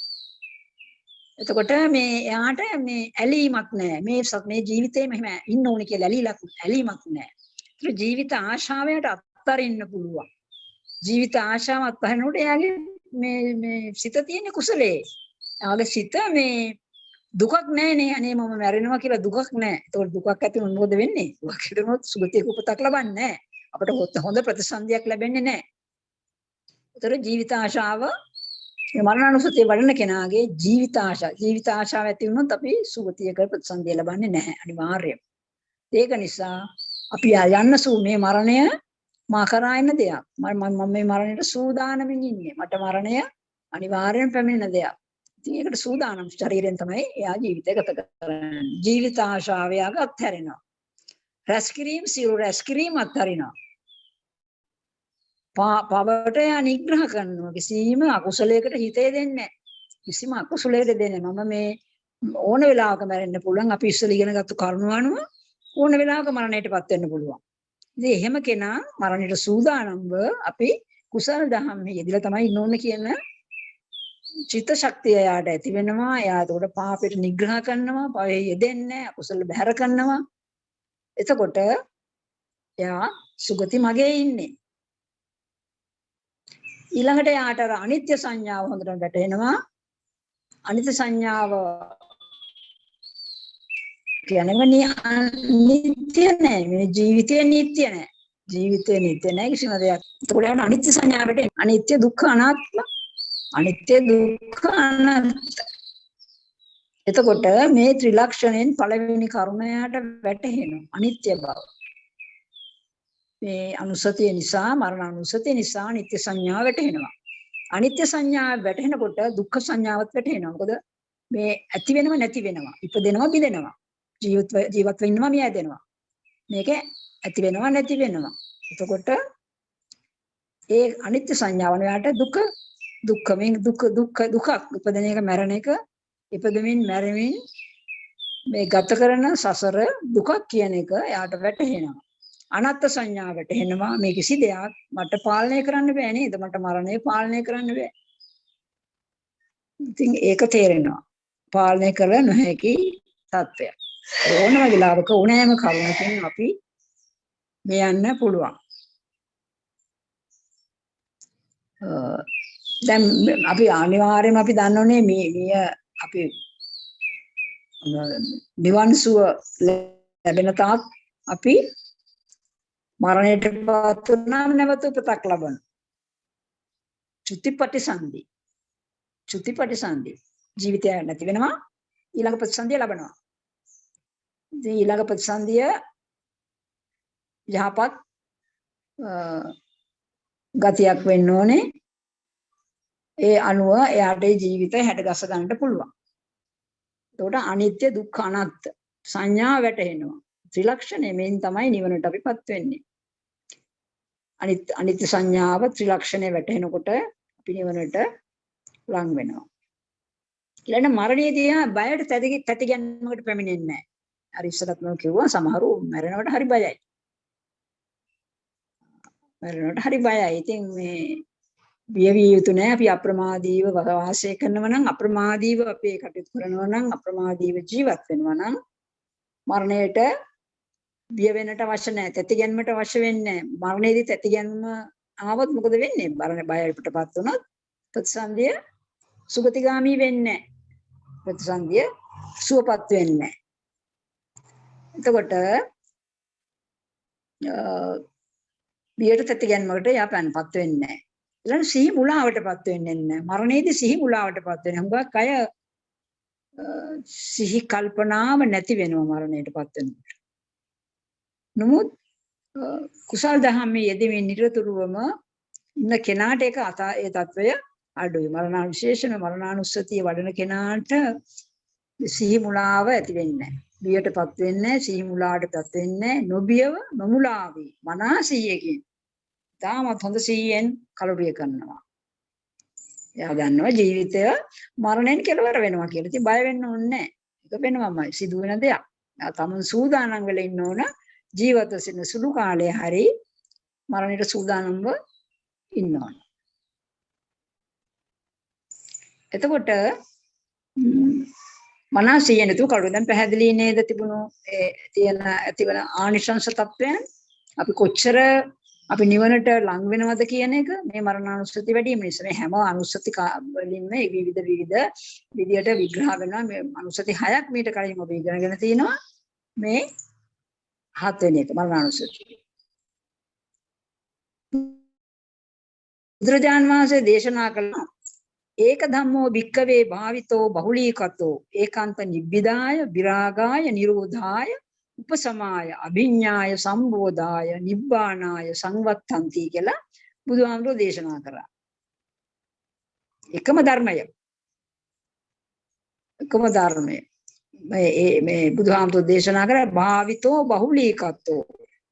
භාවිතෝ කියන්නේ මේ මෙනෙහි කිරීම වශයෙන් භාවිතා කිරීම. බහුල වශයෙන් මෙනෙහි කිරීම. නෑ බහුලීකතෝ කියන්නේ බහුල වශයෙන් නැවත නැවතත් මෙනෙහි කිරීම, සිහි කිරීම. මේ කරුණ මොකද්ද මේ එකම ධර්මය මේ මරණානුස්සතිය ගැන තමයි කියන්නේ.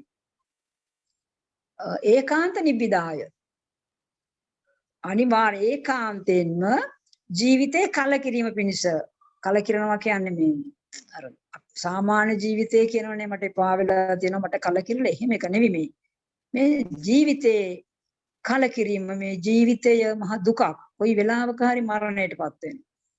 අපි කුසල දහමේ යෙදෙමින් ඉඳලා අපි කුසල දහමේ යෙදලා කිසිම අකුසල වල දෙන්නේ නැතුව අප්‍රමාදීව ජීවත් වුණොත් අපිට නිවන් දකින්නේ නිවන් දැකීම චතුරාර්ය සත්‍ය ධර්ම අවබෝධුනේ නැත්තම් අපිට සුගතියක් අත් වෙන්නේ.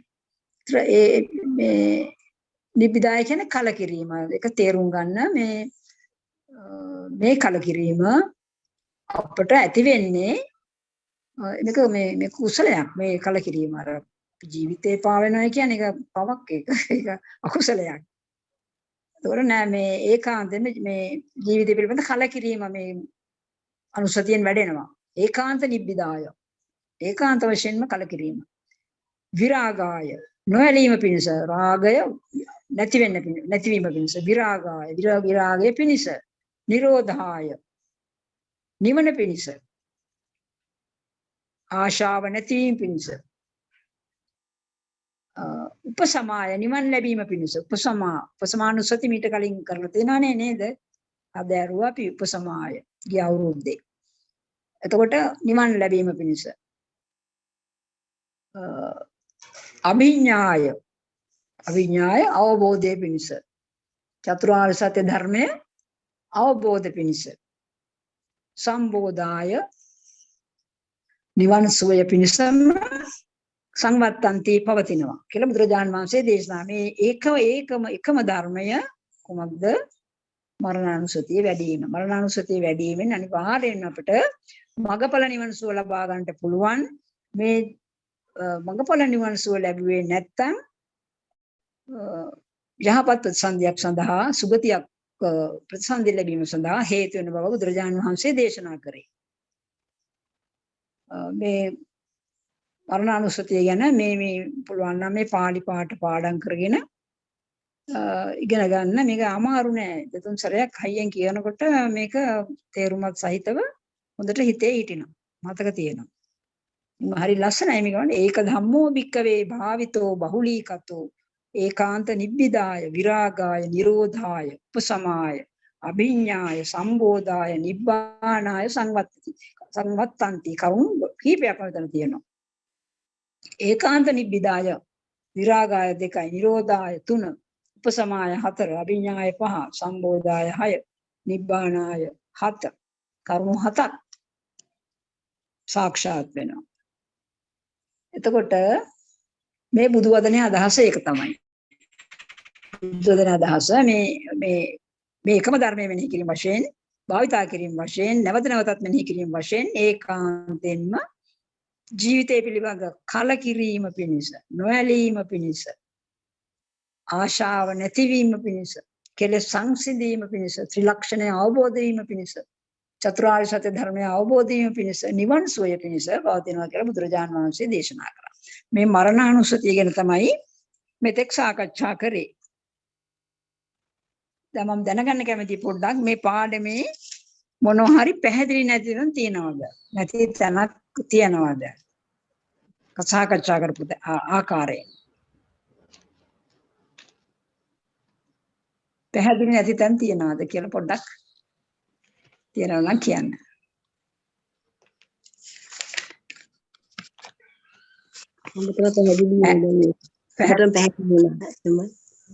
පැහැදිලි වුණා නේද? ඒක තමයි දැන් මේ පැහැදිලි වුණු ඒ කරුණු අනුව නැවත නැවත පොත කියවන්න. කියවලා Tamanට අවශ්‍ය කරන ඔය යටතේම සටහන් පොඩියට යහනක් හදාගන්න. එතකොට මේ ආයෙ අමතක වෙන්නේ නැහැ. ඒකයි මේකේ ලක්ෂණය. මේ අර පාලි පහට හුඟක් හොඳයි මතක තියාගන්න පුළුවන් නම් පාලියෙන් බැරි නම් සිංහල භාෂාවෙන් එක මතක තියාගන්න. හැබැයි පාලි ලේසි. පාලියෙන් පාඩම් කරන එක පාඩියෙන් හදාරන ඒ වචන හදාරලා සිහිපත් කරලා සිහියේ තියාගන්න එක ලේසි. ඒක පහසුයි. වරදින්නේ නැහැ නේ. පිළිවෙල එහෙම තියෙනවා. එක කරුණක්වත් අතහැරෙන්නේ නැහැ. ඒ වගේ එහෙම මතක තියාගන්න උත්සාහ කරන්න. මොනවාරි මේ පාඩමට සම්බන්ධ මොනවාරි දැනගන්න අවශ්‍යද? සමාවෙන්න මැඩම් භාවිතා කරන පොත මොකක්ද කියන්න පුළුවන්ද? මම භාවිතා කරන්නේ මේ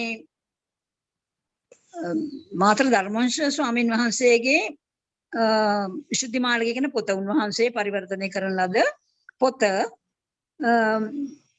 ඒක තමයි භාවිතා කරන්නේ. ඒක අර විස්තර ඔක්කොම හුඟක් තියෙනවා. දැන් මේ පොත් හැම පොතක්ම එක දේවල් තියෙන්නේ. ඔය මේ මංගල මහත්මයා දැන් ස්ක්‍රීන් එකේ දාලා තියෙන්නේ. ඒ පොතත් තව තියෙනවා මේ ඔය මං කියු ධර්මවංශ ස්වාමීන් වහන්සේගේ පොත. ඊළඟට තව තියෙනවා පොතක්. ඒක නම් හරි අමාරුයි පිටපත හොයාගන්න. මේ බලපිටිය විසුද්ධාලෝක කියලා හඳුනන ළමගේ පොතකුත් තියෙනවා. ඒක නම් නෑ හොයාගන්න. මම දැනට නම් මේ මුද්‍රණේ විකුණන නෑ ගුණසේන පොතක් ඒක. කොටස් 3කින් තියෙන්නේ. ඉතින් මේ දෙක හොඳට මෑති. දැන් මම හිතන්නේ මේ ඒපීද සොයිසා මහත්මයාගේ පොත තමයි මම හිතන්නේ මේ මංගල මහත්තයා මේ ස්ක්‍රීන් එකට දැම්මේ. ඒකත් හොඳයි. ඔය කරුණු ඔක්කොම තියෙනවා ඒ පොතේ. වෙනසක් නෑ. දැන් පොත් අරන් තියෙනවද කවුරුත්? කවුරුත් පොත් අරන් තියෙනවද? අරන් තියෙනවා. ළඟ තියෙනවා පොත. බුද්ධඝෝෂ මහා ස්ථවිරයන් ප්‍රණීත විස්තරාර්ථ සන්න සහිත සිද්ධි මාර්ගය. කවුද මේ කතෘ? ඔකේ ඔය දැන් විසුද්ධි මේ බුද්ධඝෝෂ ආමතුරුනේ රචනා කරේ විසුද්ධි මාර්ගය. දැන් ඒ පාලියේනේ රචනා කළේ සිංහල පරිවර්තන තමයි මම කිව්වේ. විසුද්ධි මාත්‍ර ශ්‍රී ධර්මවංශ ස්වාමීන් වහන්සේ එතකොට දැන් ඔය මේ ස්ක්‍රීන් එකේ පෙන්නන ඒපිද සොයිසා මහත්මයා මම හිතන්නේ අධ්‍යාපන දෙපාර්තමේන්තුවේ ඉඳපු අරණ මහත්මයෙක්. එතකොට තව බලපිටි විසුද්ධාලෝක හාමුදුරුවෝ කියලා ස්වාමීන් වහන්සේ නමකෙක්පත් වෙනවා. ඉතින් මේ හැම පොතේම එකම කරුණ තියෙන්නේ පරිවර්තනනේ. ඉතින් භාෂා තව තියෙන පොතක් මේ සරලව ලියපු නිවන්දම ධර්මකීර්ති කියලා හාමුදුරුවන්ගේ මේව සරලව කෙටියෙන් දක්වපු පොතක් තියෙනවා. ඉතින් මේ කරුණු මතක තියාගන්න එකම අර විස්තර කරුණු මතක තියාගන්න මේවට කතා තියෙනවා. ගොඩක් මේ කරුණු වලට කතා දෙන මම ඒව කියන්න උත්සාහ කරේ නැහැ.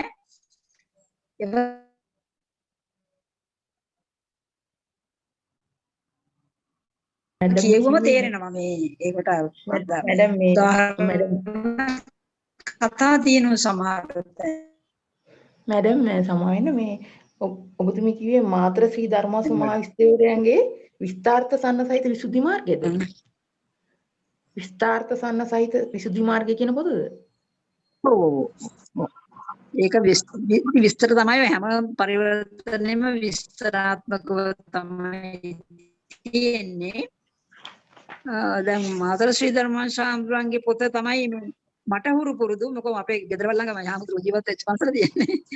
ඒක නිසා මට හුරු පොත ඒක. අපි ධර්ම චන්ද්‍රිකාවත් කරලා තියෙනවා යාමුතු. මාතර ශ්‍රී ධර්මාශාම්තුන්. ඉතින් මේ පොත බලන්න තව කරුණු ඒකට දැනගන්න පුළුවන්. මම කියපු කරුණු ටික අනුව බලන්න. එතකොට විස්තර බලන්න පුළුවන්. අර තව මං කියන්නේ නිවන්දම ධර්මකීර්ති කියලා හාමුදුරුවෝ නමක් පොතක් තියෙනවා. ඒක කෙටියෙන් තියෙන්නේ. මේ අපිට කෙටියෙන් මේ කියන කරුණු කෙටියෙන් සඳහන් වෙන ওই පොතේ. ඉතින් ඔය මේ ඕනම පොතක් පාවිච්චි කරන්න පුළුවන්. මොන හරි පැහැදිලි නැත්නම් තියෙනම් ඊළඟ දවසේ හරි අහන්න. පැහැදිලි කියලා හිතනවා මට දැන් නේ පැහැදිලිද කියපු කරුණු. හොඳින් පැහැදිලි වුණා මැඩම්. මම තෙරුවන් සරණයි. තෙරුවන් සරණයි. මේ ඒ කියන්නේ මම දැන් වේගවත් වැඩිත් නැහැ නේ. වේග වැඩි නැහැ. මොකද අනිත් පාඩම් නෑ වේග වැඩි නෑ. වේග වැඩි නෑ. ඒක වැඩි නෑ මැඩම් පැහැදිලි හොඳට කියලා දුන්නා ගොඩක් තියෙනවා. හොඳයි බොහොම ස්තුතියි තෙරුවන් සරණයි. දැන් අපි තව අනුසතියක් කරමුද කොටසක් හරි. අනුසතිය තියෙනවා 4ක් තියෙනවා අනුසති පාඩමේ. 6ක් ඉවරයි කරලා ගිය අවුරුද්දේ පළවෙනි අවුරුද්ද විභාගයට. ඉතින් දහම් මේ කරුණු මේ හරි ආසයි දැන් මේව කරනකොට මේ විදිහට කරන්න ගියොත් අපිට මේ ඔබ කියපු කරුණු 8ම ඔක්කොම එහෙම කරනවා නෙවෙයි. එකක් කරනකොට තමයි වැටෙනවා. ඒකෙන් වැටෙන්නේ නැත්නම් තමයි අනිත් භාවනාවට අපි යන්නේ. එහෙමයි. ඒක නිසා මේ එකකින් හරි දැන් බලන්න කොච්චර අංග තියනවද මරණානුසතිය වඩන්නට පුළුවන්. මරණානුසතිය වඩන්නට හැකි. ඒකයි මේක තේරෙන්නේ. එතකොට ඊළඟට තියෙන කායගත සතිය.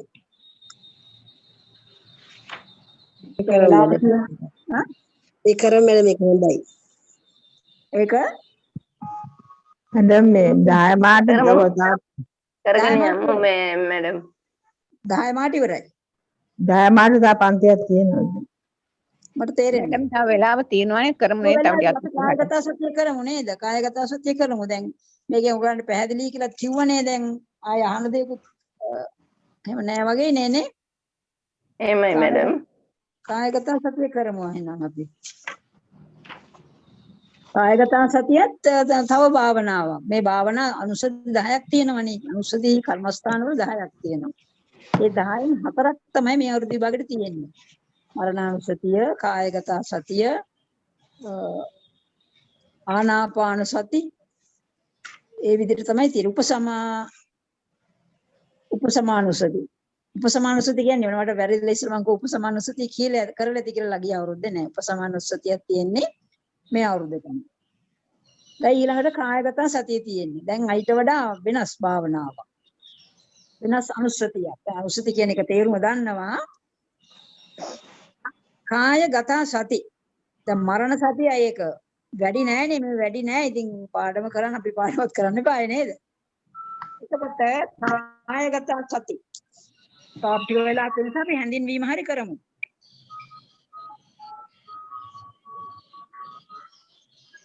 කායගත සති. මොකද කායගත සති කියලා කියන්නේ? දැන් අර පැරණි ප්‍රශ්න පත්‍රات හොයාගෙන ඇතිනේ නේ ඔය ප්‍රශ්න තියෙනවා. ඔය මම කතා කරපු කරුණු අනුවටම එන ප්‍රශ්න තියෙනවා මේ ප්‍රශ්න පත්‍රයේ.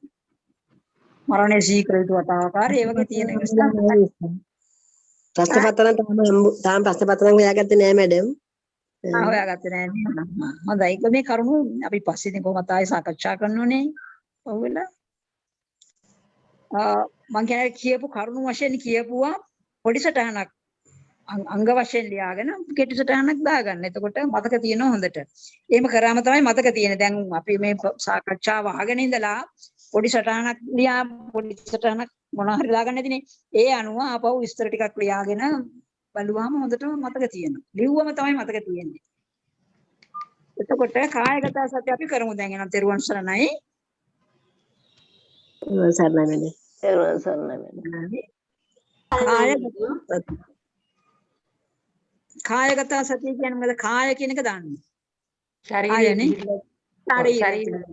ශරීරයේ පිහිටලා තියෙන දෙතිස් කුණප කොටස් ගැන මෙනෙහි කරනවා. අන්න කායගත සතිය. කාය සම්බන්ධව තියෙන අනුස්සතිය. අනුස්සති කියන එක දන්නවා. දැන් මේ විශේෂ කරුණක් තියෙනවා මේ කායගත සතිය. කායගත සතිය බෞද්ධයෙකුටම විතරයි වඩන්න පුළුවන්. ඒ කියන්නේ බුද්ධ ශාසනයේ පමණයි කායගත සති භාවනාව තියෙන්නේ. දැන් මේ බුද්ධ ශාසනයක ඇරෙන්න වෙන කිසිම ශාසනයක කායගත සතිය නැහැ. බුද්ධෝත්පාද කාලයක ඇරෙන්න වෙන කිසිම කාලයකත් කායගත සතිය වඩනවා කියලා දකින්න නැහැ. මිසදිටු ආගම් වල මේ සම්බන්ධව නැහැ. මේ මනුස්සතිය නැහැ. ඒක තමයි විශේෂත්වය. කායගත සතිය කාය සම්බන්ධව සීපත් කරන ආකාරය. ශරීරයේ දෙතිස් කුණප කොටස් ගැන මෙනෙහි කිරීම තමයි මේ කායගත සතියේදී සිද්ධ වෙන්නේ. මේකත් හරි ඉන්ට්‍රෙස්ට් හරි මේ ආස්වාද ජනකයි. නිකුල වුණාට අපේ භාවනාවක් හැටියට හරිම ඉන්න භාවනාව. අසුබයනේ අසුබය වැඩෙන්නේ. මේ අසුබය මේ භාවනාව අසුබ කියලා වෙනම තියෙනවා. නමුත් මේකෙනුත් තියෙන්නේ අපිට මේ ශරීරයේ තියෙන පිළිකුල් ස්වභාවය මේ වැටහෙන්නේ. බෞද්ධයෙකුට පමණයි මේ බුද්ධ ශාසනයක පමණයි මේ භාවනාව තියෙන්නේ. බුද්ධෝත්පාද කාලයක පමණයි. බුද්ධෝත්පාද කාලයක් නොවන අවස්ථාවක කායගත සතිය වැඩිමක් ගැන නැහැ. එතකොට සඳහන් වෙනවා මේ කායගත සතියත් හරියට අපි භාවනාව වැඩුවම නිවන් සුව පිණිස මේක පාදක කරගන්න පුළුවන්. නිවන් නොලැබුණොත් අපිට සුගතියක උත්සන්දිය ලබන්න පුළුවන් විදිහේ භාවනාවක්. මේ අපි දන්නවා මේ කය ගැන මෙනෙහි කරන්නේ. කයේ දෙතිස් කුණප කොටසක් ගැන බුදුරජාණන් වහන්සේ දේශනා කළා තියෙනවා. ඒ මොකක්මයි මෙනෙහි කරන්නේ. ඉස්සෙල්ලාම මේ පොතේ සඳහන් වෙනවා කායගත සතිය මැඩම් මේ එතකොට බුදුරජාණන් වහන්සේගේ කාලයක පමණක් කායගත සතිය වඩන්න හේතු මොනවද සර් මැඩම්? දැන් මේ කායගත සතියෙන් තමයි බුදුරජාණන් වහන්සේ මේ ලෝක සත්වයාට නිවන් සුව තමන් වහන්සේ චතුරාර්ය සත්‍ය ධර්ම අවබෝධ කරගෙන අනිත් අයට නිවන් සුව ලබා ගැනීම සඳහා උන්වහන්සේගේ දේශනාව සඳහන් වෙන්නේ නේ. දේශනාව සිදු වෙන්නේ. එතකොට මිසදිටු ගති වලින් මිදෙනවා. කය ගැන මෙහි තියෙන අසාරවත් බව මේ වැටහෙන්නේ. කයේ අසාරවත් බව වැටහුණාම අපි මේ ගොඩාක් කය ගැන වෙහෙසෙන්න උත්සාහ කරන්නේ. අපි කය අපි පිරිසිදුව බෞද්ධ හරි පිරිසිදු කෙනෙක්. බොහොම ප්‍රසන්න වෙන්න කෙනෙක්. එහෙම ඉන්න ඕනේ. නමුත් අපි දැනගන්න ඕනේ මේ කය මොනවයින්ද හැදිලා තියෙන්නේ කියන්නේ නේද? එතකොට මේ නිවන් සුව පිණිස තමයි උන්වහන්සේ මේ අනුශාසනා කරන දේශනා කළා තියෙන්නේ. තේරුණාද? ඒ කියන්නේ වෙන බුදුහාමුදුරු කෙනෙක් ඇරෙන්න. සම්මා සම්බුදුරජාණන් වහන්සේ කෙනෙක් වෙන කිසි කෙනෙක් කායගත සතිය ගැන දේශනා කරන්නේ නැහැ. ඒතර බුදුරජාණන් වහන්සේ පහළ වුණු කාලෙක විතරයි මේ භාවනාව තියෙන්නේ. දැන් ඔය අපේ මේ ආනාපාන සතිය වුණා බුදුරජාණන් වහන්සේ නමක්මයි දේශනා කරන්නේ. දැන් වෙනත් ආගම්වල භාවනා තියෙනවා. අපි දන්නවා බුදුරජාණන් වහන්සේ පහළ වෙන කාලේ කියන්නේ විවිධ උත්තම ශාස්ත්‍රවරු ඒගොල්ලන් භාවනාවල් පුරුදු කරා. සත් මේ සමාධි සමත භාවනා තිබුණා ඒගොල්ලන්ට. ආනාපාන සතිය හෝ මේ කායගත සතිය නැහැ. ආනාපාන සතියත් පස්සනා යන්නේ. කය ගැන මෙහෙම මෙනෙහි කරනකොට කය ගැන අපි අනුසතිය වඩනකොට විවිධ කරුණු දැන් අපිට තියෙන ඉස්සරහට ගන්න. එතකොට අපිට මේ කයට තියෙන ලොකු වැලීම අපිට නැති වෙනව නේද? දැන් හුඟක් දෙනා කය නිසාමයි මේ අකුසල සිද්ධ කරගන්නේ. කය සිත හදන්නේ නැහැ, කය තමයි හදන්න උත්සාහ කරන්නේ නේද? අපි නිවනේ නැත් වෙනවා. අපි සිතයි හදන්න උත්සාහ කරනවා. ඒක නිසා කයේ තියෙන අසුභභාව දැන් ඔය දේශනාවලදී අපිට හුඟක් ඇහෙනවනේ මේක රන් රිදී වලින් කරපු දෙයක් නෙවෙයි. මුතු මැණික් වලින් කරපු දෙයක් නෙවෙයි නේද? හැම දෙයක්ම අසුභදායක භාවිෂයකට ගන්න බැරි දේවල් අපේ ශරීරයේ සියල්ලම තියෙන්නේ. ඉතින් මේ ඒ විදිහට තමයි හිතන්න ඕනේ. හිතනකොට අපිට මේ අනිත්‍ය ස්වභාවය අනිත්‍ය වැටහෙනවා. අනිත්‍ය ස්වභාවය වැටහෙනවා. දැන් දැන් ඒක වැදගත්කම සී කරන්නේ ඒක අන්‍ය ශාසනයක නෑ බුද්ධෝත්පාද කාලයක මිසක් වෙන නෑ. දැන් මේ බුද්ධෝත්පාද කාලේ අපි ජීවත් වෙන්නේ. ඉතින් අපිට එක්සාම් මේ හතරන්නට අපි ඉගෙන ගන්නට භාවනා වඩන්නට අවස්ථාව තියෙනවා. දැන් මේ කායගත සතිය වඩන ආකාරය මෙනෙහි කරන ආකාරය කොටස් 7ක් දේශනා කළ තියෙනවා බුදුහාමුදුරුවෝ. ඉස්සලා කියන්නේ මේකක් නිවන් තමයි අවබෝධ නිවන් තමයි පරමාර්ථය. නිර්වාණය අවබෝධ වෙනවා කායගත සතිය වඩනකොට. නිවන් අවබෝධ නුනොත් ඒ කියන්නේ මගපල නිවන් සුව නොලැබුවොත් ඔහු සුගතියක ප්‍රතිසන්දිය ලබනවා. දැන් ඉස්සෙල්ලාම මේ කායගත සතිය වඩන ආකාර 7ක් තියෙනවා. ක්‍රම 7කට වඩන්න කියලා තියෙනවා. ඉස්ලාම වල වචනයෙන් තියෙන මොන හරි වැදගත්. ඉස්ලාම වල වචනයෙන් මේක මෙනෙහි කරන්න ඕන. මොකද වචනයෙන් මෙනෙහි කරනවා කියන්නේ? වචනයෙන් මෙනෙහි කරනවා කියන්නේ දැන් අර ඉස්ලාම් එක මහත්මියක් කිව්වනේ කේශාලෝම ආදී වශයෙන් දෙකස්තුන කොටස් මෙනෙහි කිරීම කියලානේ. ඒක හරි. ඒක තමයි වචනයෙන්. දැන් වචනයෙන් මෙනෙහි කරනකොට අනිවාර්යයෙන්ම මේ වචන ඉගෙන ගන්නවා. වචන ඉගෙන ගන්නකොට මේ මම කියන්නේ මේ පාලියෙන් ලේසි මතක තියාගන්න.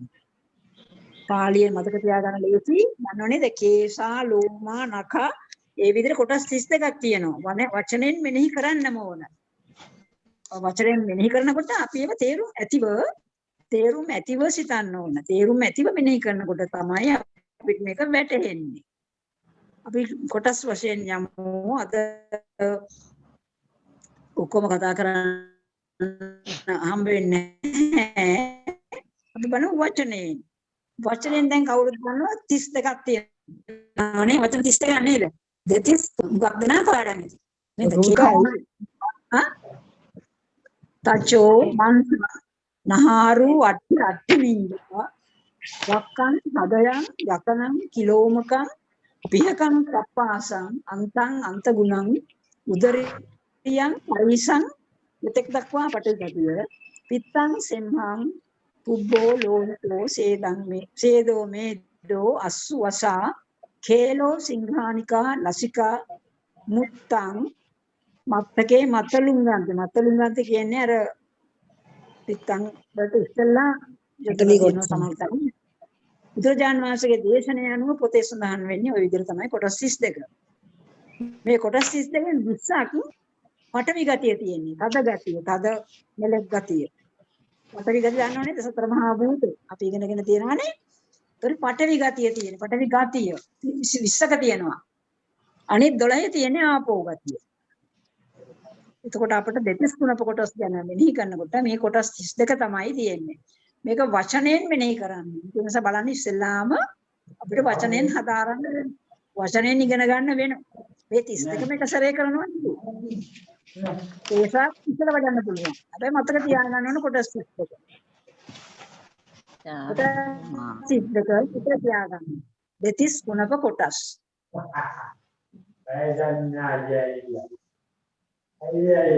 මොකද කොටස් 32 වශයෙන් මෙනෙහි කරන්න ඕන. වචනයෙන් කියන්නේ ඒකයි. දැන් අපි මෙනෙහි කරන ආකාර 7ක් තියෙනවා කියලා කතා කරා. ඒ 7න් පළවෙනි එක වචනය. ඒක නිසා අනිවාර්යෙන්ම මේ පිළිවෙලට පද පිළිවෙලට වචන ටික ඉගෙන ගන්න. ඊළඟ විස්තර වශයෙන් මම මේ වචන ඔක්කොම තේරුම් කරලා දෙනවා. ඉස්සෙල්ලා මම මේ ආකාර 7 කියන්නම්. වචනෙන් ඉගෙන ගන්න නිසා බලන්න වැදගත්කම මේ වචන 32 ඉගෙන ගන්නම ඕන. වචන 32 ඉගෙන ගන්නම ඕන.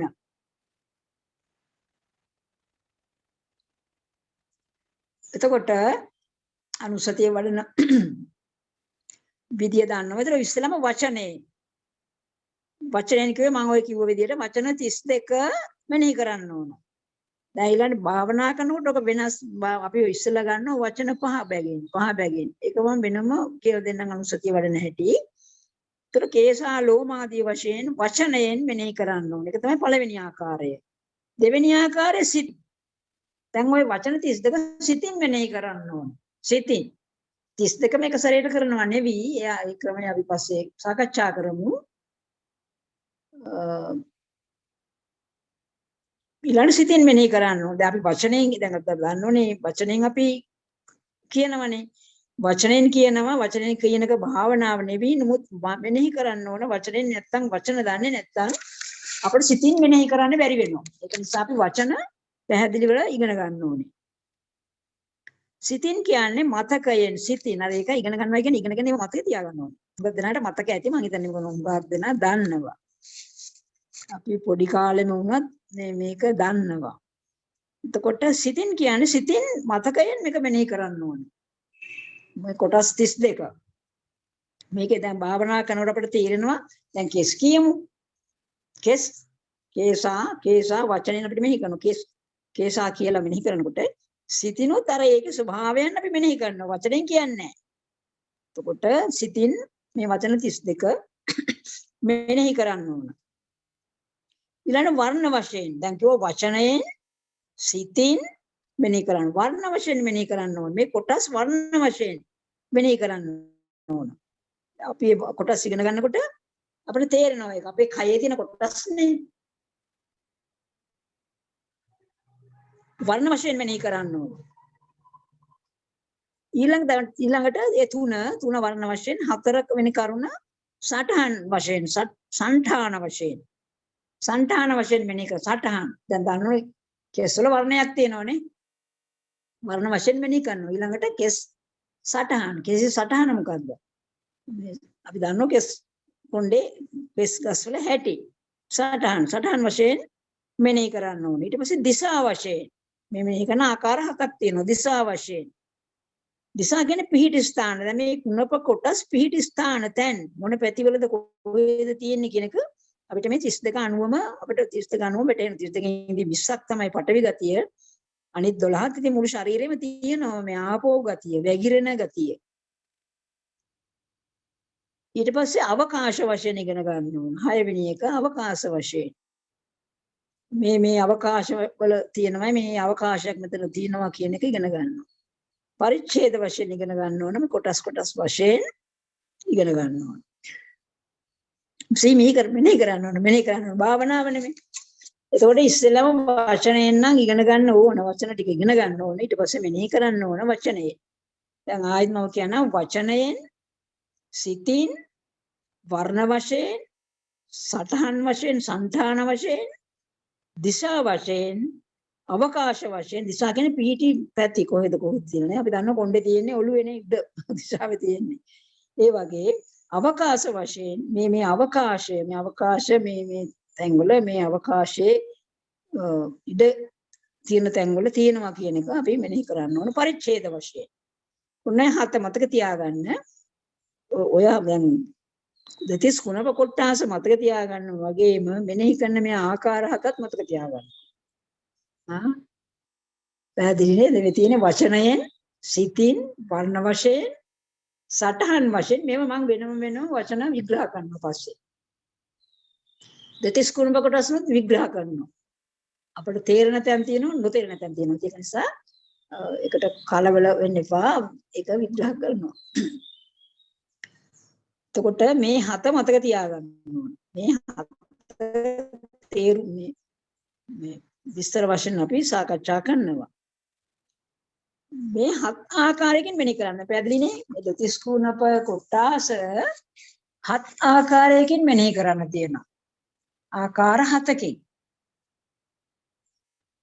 එතකොට වචනයෙන් මෙනෙහි කරන එක හරිය වැදගත්. ඒ නිසා තමයි මම කිව්වේ වචන හොඳට ඉගෙන ගන්න. දැනට ඉගෙනගෙන ඇති. මොකක් දෙනා ඉගෙනගෙන ඇති. පාලියෙන් මතක තියාගන්නත් ලේසි, පිළිවෙලට කියන්නත් ලේසි. පාලියෙන් මතක තියාගත්තම පාලි වලින් ඔය කේසා, ලෝමා, නඛා, දන්තා ආදී වශයෙන් පාලියෙන් ඉගෙන ගත්තම පාලියෙන් මතක තියාගත්තම මේක ටිකක් ශබ්ද ඇතුව කීප වරක් කිව්වම මතක තියෙනවා. උඟක් අය දන්නවා. උඟක් අපේ පිළිපින්නතුන් දන්නවා මේ. උඟක් අය මේක දන්නවලු දන්නේ නැහැ. එතකොට මේ මෙනෙහි කිරීම මේ හත් ආකාරයකින් කරන්න ඕනේ. අපි බලමු දැන් වචනයෙන් මෙනෙහි කරනකොට කේසා කියන්නේ කේස්. ලෝමා කියන්නේ ලොම්. කේසා ලෝමා. නඛා කියන්නේ නිය.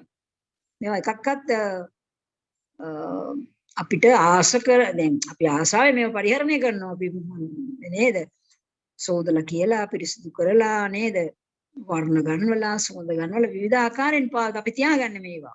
මේවා කොම කුණප කොටස්. කුණප. අපි මේ මෙනෙහි කරන්නේ මේවායේ තියෙන අශුභය ගැන. කුණප ගතිය. කේස් ලොම් නඛා කියන්නේ නිය. අපි නිය අපි අපිරිසුදු තියාගන්නයි. තාමත් පිරිසිදු ප්‍රසන්නව තියාගන්නේ. එහෙම කරන්න එපා කියනව නෙවෙයි. හැබැයි වැඩි වැඩ තමයි අපෙන් අතෑරෙන්නේ. මේව මෙනෙහි කරනකොට ඒ වැඩි වැඩ අතෑරෙනවා. නමුත් මේ අපි පිරිසිදුව හරි ලස්සනට පිරිසිදුව ප්‍රසාද ජනකව තියෙනකොට ඇත්තටම ලස්සනයි. නමුත් ලස්සන කියලා මෙනෙහි කරන්න කියලා බුදුහාමුදුරුවෝ දේශනා කළා නෑ. නමුත් බලන්න කෙනාට ප්‍රසන්නව ඉන්න ඕනේ නේද? ඒක නිසා ප්‍රසන්න වෙනවා. ඒ විදිහට අපිට පාවිච්චි කරන්න පුළුවන්. ඒවත් පරිහරණය කරන්න පුළුවන්. නඛා කියන්නේ නියපොතු, දන්තා දත්. දත් එතකොට අපිරිසිදු දෙයක්. නමුත් අපි පිරිසිදුව තියාගන්නේ. ප්‍රසන්නව තියාගන්නේ. මේවා පිරිසිදු නම් අප්‍රසන්න නම් අපිට සමාජයට යන්න බෑනේ. කෙනෙක් ළඟට යන්න බෑ. නමුත් අපි මේව ප්‍රසන්නව පිරිසිදු තියාගන්න ඕන. නමුත් අපි මෙනෙහි කරනවා මේවා අපිරිසිදු දේ. කේසා ලෝමා නඛා දන්තා තචෝ කියන්නේ හැම. දැන් මේ භාවනාවේදී මේව කරනකොට මේ පහ ප්‍රගුණ කරන්නේ කියලා කියන්නේ. ඉස්සෙල්ලා කේසා ලෝමා නඛා දන්තා තචෝ. කේස් ලෝම් නිය දත් හැම මේ පහම එකට කරනවා නෙවෙයි. එකක් ඉස්සෙල්ලා ගන්න කේසා.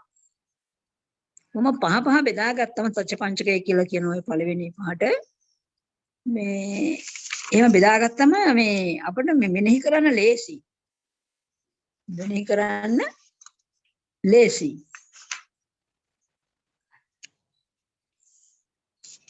ඒ කියන්නේ දැන් අපි කවුන කෙස් කියමු. කොණ්ඩේ කෙස් ගහක්. කෙස් කොහොමද ඒකේ ස්වභාවය? ඉතින් මතක් කරන්න ඕනේ. කෙස් අතරම අපිරිසිදුයි නේද? අපිරිසුද්ධියක් නිතරම දූලි බැඳෙනවා, කුණු බැඳෙනවා. අපි සෝදලා පවිත්‍ර කරලා පිරිසිදුවට තියාගන්නවා. එතකොට මේ දැන් කේස් දැන් මේකේ අපිරිසුදුකම බලන්න ඕනේ. අපි මේක හැමතරම දේශනා වෙනවා. කේස් අපේ කොණ්ඩේ තියෙනකොට ඔළුව උඩ තියෙනකොට අපිට හොඳයි. අපි විවිධ සරසලා විවිධ පාට කරලා මේ එක විදිහට මේ තියාගන්නවා. අපි ප්‍රසන්නව තියාගන්නවා. මේ ප්‍රසන්නව තියා ගැනීම අපි තියෙන අන්ත තියෙනවනේ. අන්ත උපරිම තියෙනවා. ඉතින් ඒව නැතුව තියාගන්න නම් හොඳ නෑ. අපි ප්‍රසන්නව ඉන්න ඕන. බෞද්ධයා ප්‍රසන්න මිනිස්සෙක්. ඉතින් ප්‍රසන්නව තියෙන්න ඕන. පොද ප්‍රසන්නව තියෙන්නේ එක ප්‍රසන්න තියෙන්නේ නැත්නම් අපි අනිත් අය අපිව මොනවට විදිහට හිතුවත් කමක් නැහැ. හැබැයි අපි ප්‍රසන්නව ඉන්න ඕන. ප්‍රසන්නව තියාගන්නවා. එතකොට එතන හිතන්න ඕන කෙස් කොච්චර පිළිසිතුවට ප්‍රසන්නව තිබුණත් මේ කෙස් ගහක් වැටුණාට පස්සේ ගැලවුණාට පස්සේ දැන් හුඟක් දෙනාට මේක ආහාරයක එහෙම තිබුණොත් බොහොම අප්‍රසන්නයි. ඒක කැමති නෑ. පිළිකුල් කරනවනේ. අන්න ඒකයි පිළිකුල් ස්වභාවය ඒකයි. කොණ්ඩ ගහක් පිළිකුල්. ඒක වැටහෙන්නේ ඉතින් මෙනෙහි කරනකොට තමයි වැටහෙන්නේ වැඩියෙන්ම. හැබැයි අපි ඕලාරික පදයට වශයෙන් හිතුවම අපි කෑම එක කොණ්ඩ ගහක් තියෙනවා දකින්න කැමති නෑ. ඒක දැක්කොත් අපි ඊට අප්‍රසන්නයි.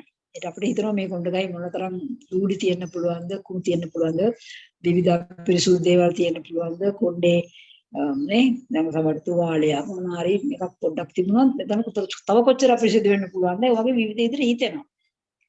එතකොට මේ ඒ කොණ්ඩේ එහෙමයි. දැන් කේස් අපිට අතරම බැලුවම ප්‍රසන්නයි. කියන්නේ කොණ්ඩේ හරි ලස්සනට පීරලා මොනවාරි තෙල් ගාලා එහෙම නැත්නම් තව මොනවාරි දාලා හොඳට ලස්සනට සෝදලා පිරිසිදු කරලා පීරලා හැඩ ගන්වලා විවිධ විදියට විලාසිතා වලට පීරලා හැඩ ගන්වලා තියෙන්න පුළුවන්.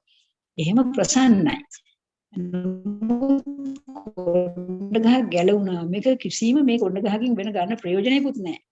කෙස් අපිරිසිදු විදියට අපිට වැටහෙනවා. අපි මෙහෙ කරනකොට අපිට අපිරිසිදු විදියට වැටහෙනවා. අපිරිසිදුට වැටුණා කියලා අපි මේක ඉවත් කරනවද? කොණ්ඩේ පැත්තකට දානවද? නැහැ. අපි කොණ්ඩේ කොහොම හරි විදියට තියෙනවා.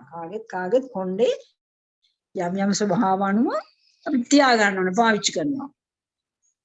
එතකොට මේ එහෙම තියාගන්නවා. ඒක ප්‍රසන්නව අපි තියෙනවා.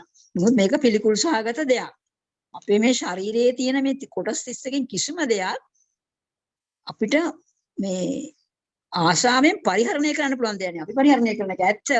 නමුත් වෙන කෙනෙකුට ඉතාමත් අප්‍රසන්නයි. ඉතාමත් පිළිකුල්. මම ඒකයි කිව්වේ කොණ්ඩ ගහක් කැම එක තිබුණොත් කොහොමද වෙන්නේ කියලා. නේද? ඒක අප්‍රසන්න දෙයක්. දැන් මේ හැම කොටසක්ම මේම අපි බඩනකොට කෙස් අප්‍රසන්න වගේම අපිට ලෝමත් අප්‍රසන්නයි කියලා අපිට තේරෙනවා. ඒක වගේම මේකත් අප්‍රසන්නයි. පිළිකුල්. කේසා ලෝම. දැන් කෙස් තියෙන්නේ කොණ්ඩේ කෙස් තියෙන්නේ මේ ඔළුව උඩ විතරයි. ඔළුව උඩ තියෙනවා. දැන් ලෝම ශරීරයේ හැම තැනකම තියෙනවා. ඉතින් අපි පිරිසිදු කරලා පවිත්‍ර කරලා අපි තියාගන්නවා. ඉතින් ඒව තියෙනවා. හැබැයි අපිරිසිදු දෙයක්. සුවඳ හමන දෙයක්වත් නෙවෙයි, ලස්සන දෙයක්වත් නෙවෙයි. ඒ වගේ අපිරිසුද්ධයක් කියන එක තේරෙනවා අපිට.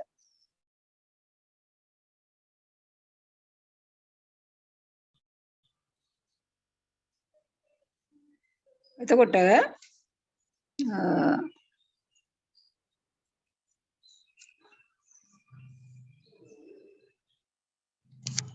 your microphone is unmuted. මොකද කරන්නේ?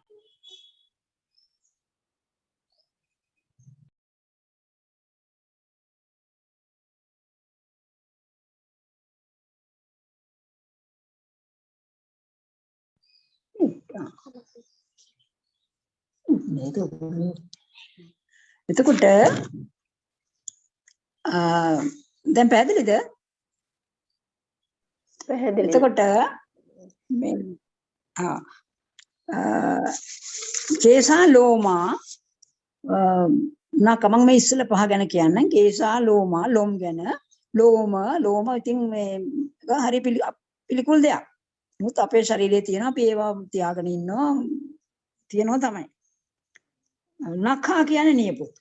නියපොතු අපේ මේ තියෙන හොඳටම පේන්න තියෙනව නේද? නියපොතු නඛා. දැන් මේ සටහන් වශයෙන් බලනකොට මේක තාමත් පිළිකුල් සහගත විදිහට විවරණය කරලා තියෙනවා පොතේ. මේ සාලෝමා. මේ කයෙ හිමීම තියෙන්නේ ඔක්කොම. මේ කොහෙවත් මේ කයේ තියෙන්නේ කවුවත් කොණ්ඩ ගහක් වටනයි කියලා අරන් තියාගෙන ඉන්නේ නැහැ. ලෝම ගහක් වටනවා කියලා අරන් තියාගෙන ඉන්නේ මේක වැඩක් ගන්න පුළුවන් මේකේ ප්‍රයෝජන තියෙනවා රන් රිදීන් කරා කියලා සුවඳයි එහෙම කියලා කිසි කෙනෙකුට තාමත් සුන්දර බවක් නැහැ. පිළිකුල් සාගත දෙයක්. නඛානීය පුතේ මේ පොත්තක් ගැලවුණොත් අපි ඕක පිළිකුල් කරලා විසික් කරනවා මිසක් ඇඟේ තියෙනකන් තියෙනවා. ඊළඟ පුතු කෑල්ලක් වුණත් අපි කැමති නෑ. ස්තනක අපේ තියෙනවට අර වගේ මේ කෙස් වගේම තමයි.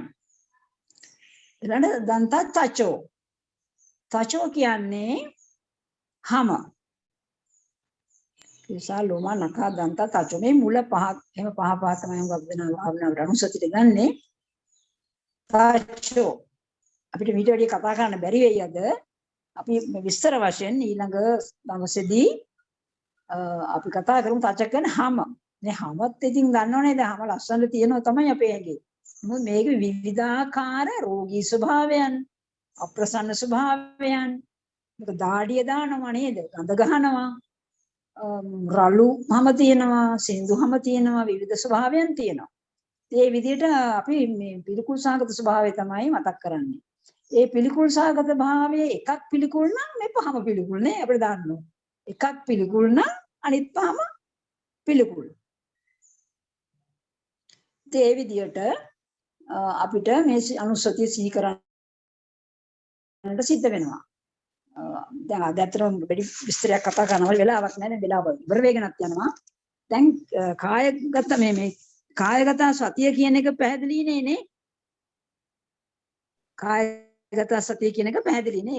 ඒ ටික පැහැදිලි නේ මේ සාමාන්‍ය සටහනක් විදිහට කයේ ස්වභාවය ඇත්තටම මුළු කය ගැනම මේක කොටස් වශයෙන් සිහි කරන විට අපිට පිළිකුල් ස්වභාවයක් තමයි තියෙන්නේ. දැන් වෙන සතුන්ගේ තියෙනවා මේ ගන්න පුළුවන් දේවල් නේද? දැන් අලියා ඇතාගෙන දල තියෙනවා. තව එක දැන් අර චාමර සෙමෙර මුවාගේ සෙමෙර තියෙනව නේද? මිනිස්සු ඒවා බුදුරජාණන් වහන්සේට උපස්ථානෙ පිරිසක් ගන්නවා ඒවා. එහෙම වටිනාකම් තියෙනවා. අපේ ශරීරයේ මේ දෙතිස් කුණක කොටාසවල කිසිම දෙයක වටිනාකමක් නැහැ. මේවා පොත්වල සඳහන් වෙන්නේ මේ ඉතින් අපි දන්නවා රණෙන් හදපු දෙයක් නෙවෙයි, රිදියෙන් හදපු දෙයක් නෙවෙයි, වටිනා දෙයකින් හදපු දෙයක් නෙවෙයි. මේවා නැති වෙන දි รา යන ජරාවටපත් වෙන දේවල් ඔක්කොම. එහෙම ගොඩක් තමයි අපි මේ තියාගෙන ඉන්නේ. ඉතින් ඒක තමයි කායගත සතිය වඩන කෙනාට ඕවා වැටහෙනවා. අපි විස්තර වශයෙන් ඊළඟ දවසේදී තමයි මේක සාකච්ඡා කරන්න වෙන්නේ. අද අපිට කාල වේලාව මදි දැන් ඇති මේ අපි ටිකක් සාකච්ඡා කරානේ මේ ඉතින් වෙලාවත් ඉක්මනෝනේ හැමෝම තමයි අපි මරණයට ලං වෙනවා ඉක්මනට වෙලාව යනවා ඒකයි. දැන් මේ මහත මතක තියාගන්න වචනයෙන් දැන් වචනයෙන් අපි කොහොම ඔය පහ විතරක් නෙවෙයි සේරම විස්තර වශයෙන් කතා කරනවා. සිතින් වර්ණ වශයෙන් අනබන වර්ණ වශයෙන් සාකච්ඡා කරන්න පුළුවන් මේ අපි එහෙම කොටසක්. සටහන් වශයෙන් මේක සටහන දන්නවනේ කොණ්ඩකය සටහන දන්නවා. නියපොත්තේ සටහන නඛා සටහන දන්නවා තච්චෝ. හරි ලස්සන මේ පොත්වල සඳහන් වෙනවා මේ හැමේ සටහන් තියෙන හැටි. හැම තියෙන්නේ ඇතුලේ තියෙන ඔය ඇට නහර සීරම තියෙන්නේ ඒකෙන්නේ හැමෙන්නේ වැහිලා තියෙන්නේ. මේ හැම ගැලෙව්වොත් එක එක සටහන අපිට තියෙනවා. ශරීරයේ සටහන නෝ මේ හැම පිටලා තියෙන්නේ. ඉතින් කිසිම දෙයක් මේ පිළිකුල් සහගත නොවන්නේ නැහැ. පිළිකුල් සහගත දේවල්. පීඨ ස්ථාන වශයෙන් ඒ වගේ. එතකොට දැන් මෙතෙන්දී අපි නවත්තනවා පාඩම. වෙලාව ඉවර වෙගෙන යනවා නේද? මැඩම් ප්‍රශ්නයක් මැඩම් මේ අර මම භාවිතා කරන්නේ විසුද්ධි මාර්ගයේ අවසරයිද මැඩම්? මම භාවිතා කරන්නේ විසුද්ධි මාර්ගයේ ධම්මවංශ හාමුදුරන්ගේ පොත. ඒකේ මරණ සතියේ අර පැහැදිලි නෑ. අර ධම්මවංශ හාමුදුරන්ගේ මාතර ධම්මවංශ හාමුදුරන්ගේ විසුද්ධි මාර්ග පොත තමයි මාත් භාවිතා කරන්නේ. එතකොට ඒ පොතේ නෑනිය මේ මරණ සතිය අර පාලි පාඨය. ඒක ලියාගන්න දෙන්න අනිත් දවසේ වුණා. අන්න හොඳයි මැඩම් එහෙනම් එහෙම කරමු. දැන් ලියාගන්න වෙලාවක් නැද්ද? දැන් වෙලාවක් නැහැ නේ. අනිත් දවසේ දෙන්න මට මතක් කරන්න. හරි හරි. අර පාට දෙකක් මම කිව්වනේ. මේ මරණ සතිය එහෙනම් මෙහෙමයි මේ පොත තමයි පරිහරණය කරන්නේ. මේ අපිට අර ඒ වචන වලින් අපිට අපේ දැන් ප්‍රශ්නකට උත්තර එහෙම ලියනවා නම් හරි වැදගත්. ඒකල එහෙම එකක් ලියලා විස්තර කරලා දුන්නා. ඒ වගේ. හරි මම ඊළඟ සතියේ දෙන්නම්. මම මේ දැන් දෙන්න වෙලාවක්. හරි හරි හරි හරි නේද? පෙරවසන්නයි. තව මොනවද තියෙනවද තේරුම් ගන්නයි? තව මොනවද තියෙනවද අහන්න දෙයක්? මම මේ පාට දෙක දෙන්න ගන්න. අද දෙන්න තිබුණා කලින් කිව්වනම් දැන් වෙලාවයි. දැන් අපි කතා කරේ කේසා ලෝමා නඛා දන්තා තචෝ කියන පහ ගැන විතරයි. මේ පහ වෙනම අපි සාකච්ඡා කරනකොට ඇත්තටම මේ අපිට දැනෙනවා පිළිකුල් ස්වභාවයක්. අපි මේව තියාගෙන නේද මේ ඉන්නේ කියලා. ඒකයි නුත් අපි පිළිකුල් කියලා මේවා නස් කළා අපි මේ ජීවිතයේ සමේ අපේ ශරීරය අපි මේ අපි ඒක හරියට පරිහරණය කරන්න ඕන. ඒකයි. මේ මානසිකාර කරනම මේ දෙයක් තියාගෙන තමයි මේවත් එක තමයි අපි ඉන්නේ කියන එක.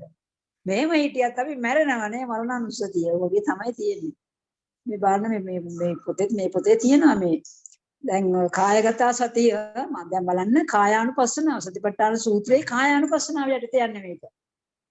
දැන් මම ඉස්සෙල්ලා කිව්වනේ මේක ත්‍රිපිටකයේම ආශ්‍රය කරන මේ පොත ලියලා තියෙන බුදුගුචා. දැන් කායගත සතිය මේ සමහා සතිපට්ඨාන සූත්‍රේ එන එකක්. කායගත සතියේ කොටස තමයි මේ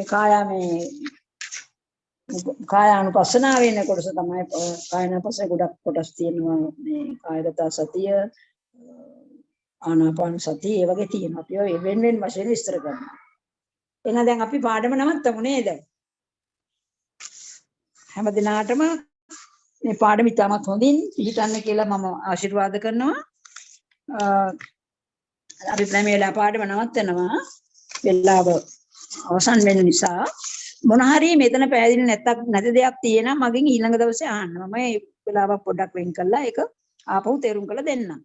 දැන් විශේෂයෙන් මෙතෙන්දී මම අපගේ මේ ගෞරවනීය මේ සදා වන්දනීය වූ අපේ ස්වාමීන් වහන්සේට මම ගෞරව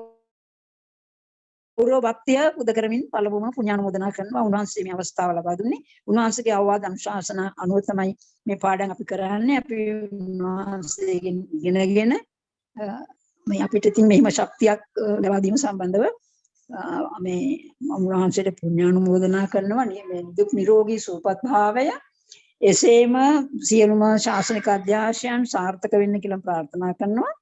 ඊළඟ සියලු දෙවියෝ මේ පින් අනුමෝදන් වී අපි කරපු මේ අපේ කුසලයක් මේ ටිකේම අපිට ඇති උනේ කුසල චෛතසික කුසල සිත් ඇති උනේ මේ කුසලය සිතේ අපි සාදාගත් වීම වෙනුවෙන් ඇති උනේ කුසල ශක්තිය සියලු දෙවියෝ අනුමෝදන් වී උතුම් නිවන් සුවය සාක්ෂාත් කරගනිත්වා කියලා ප්‍රාර්ථනා කරනවා. එසේම සියලුම අපගේ මියගිය ඥාතීන් මේ පින් අනුමෝදන් වී සුවපත් වෙත්වා උතුම් නිවනටපත් වෙත්වා. ඊළඟ මේ හැමදෙනාටම මේ සහභාගී වුණු හැමදෙනාටමත් උදව් උපකාර කළ හැමදෙනාටම විශේෂයෙන්ම මංගල මහත්මයා ඒ වගේ උදව් උපකාර මේ කරන මෙතන හැමදෙනාටම මේ සදාම් ශක්තිය උතුම් නිවන් සුව අවබෝධ වීමට හේතු වාසනා වේවා කියලා ප්‍රාර්ථනා කරනවා. ඉතින් පාඩම නවත්තමු. ඉදම් මේ පුඤ්ඤං ආසවක්ඛයා වහං හෝතු. ඉදම් මේ පුඤ්ඤං ආසවක්ඛයා වහං හෝතු. ඉදම් මේ පුඤ්ඤං ආසවක්ඛයා වහං හෝතු. සබ්බ දුක්ඛා පමුච්ඡතු. තෙරුවන් සරණයි. තෙරුවන් සරණයි. සරණයි උතුමියට. තෙරුවන් සරණයි මේ කාලේ තෙරුවන් සරණයි. තෙරුවන් සරණයි. සමගරාටම මංගල මාත්‍යෙ තෙරුවන් සරණයි. තෙරුවන් සරණයි. සියලු දෙනාටම නිදුක් නිරෝගී සම්පන්නිය ලැබේවා. තෙරුවන් සරණයි.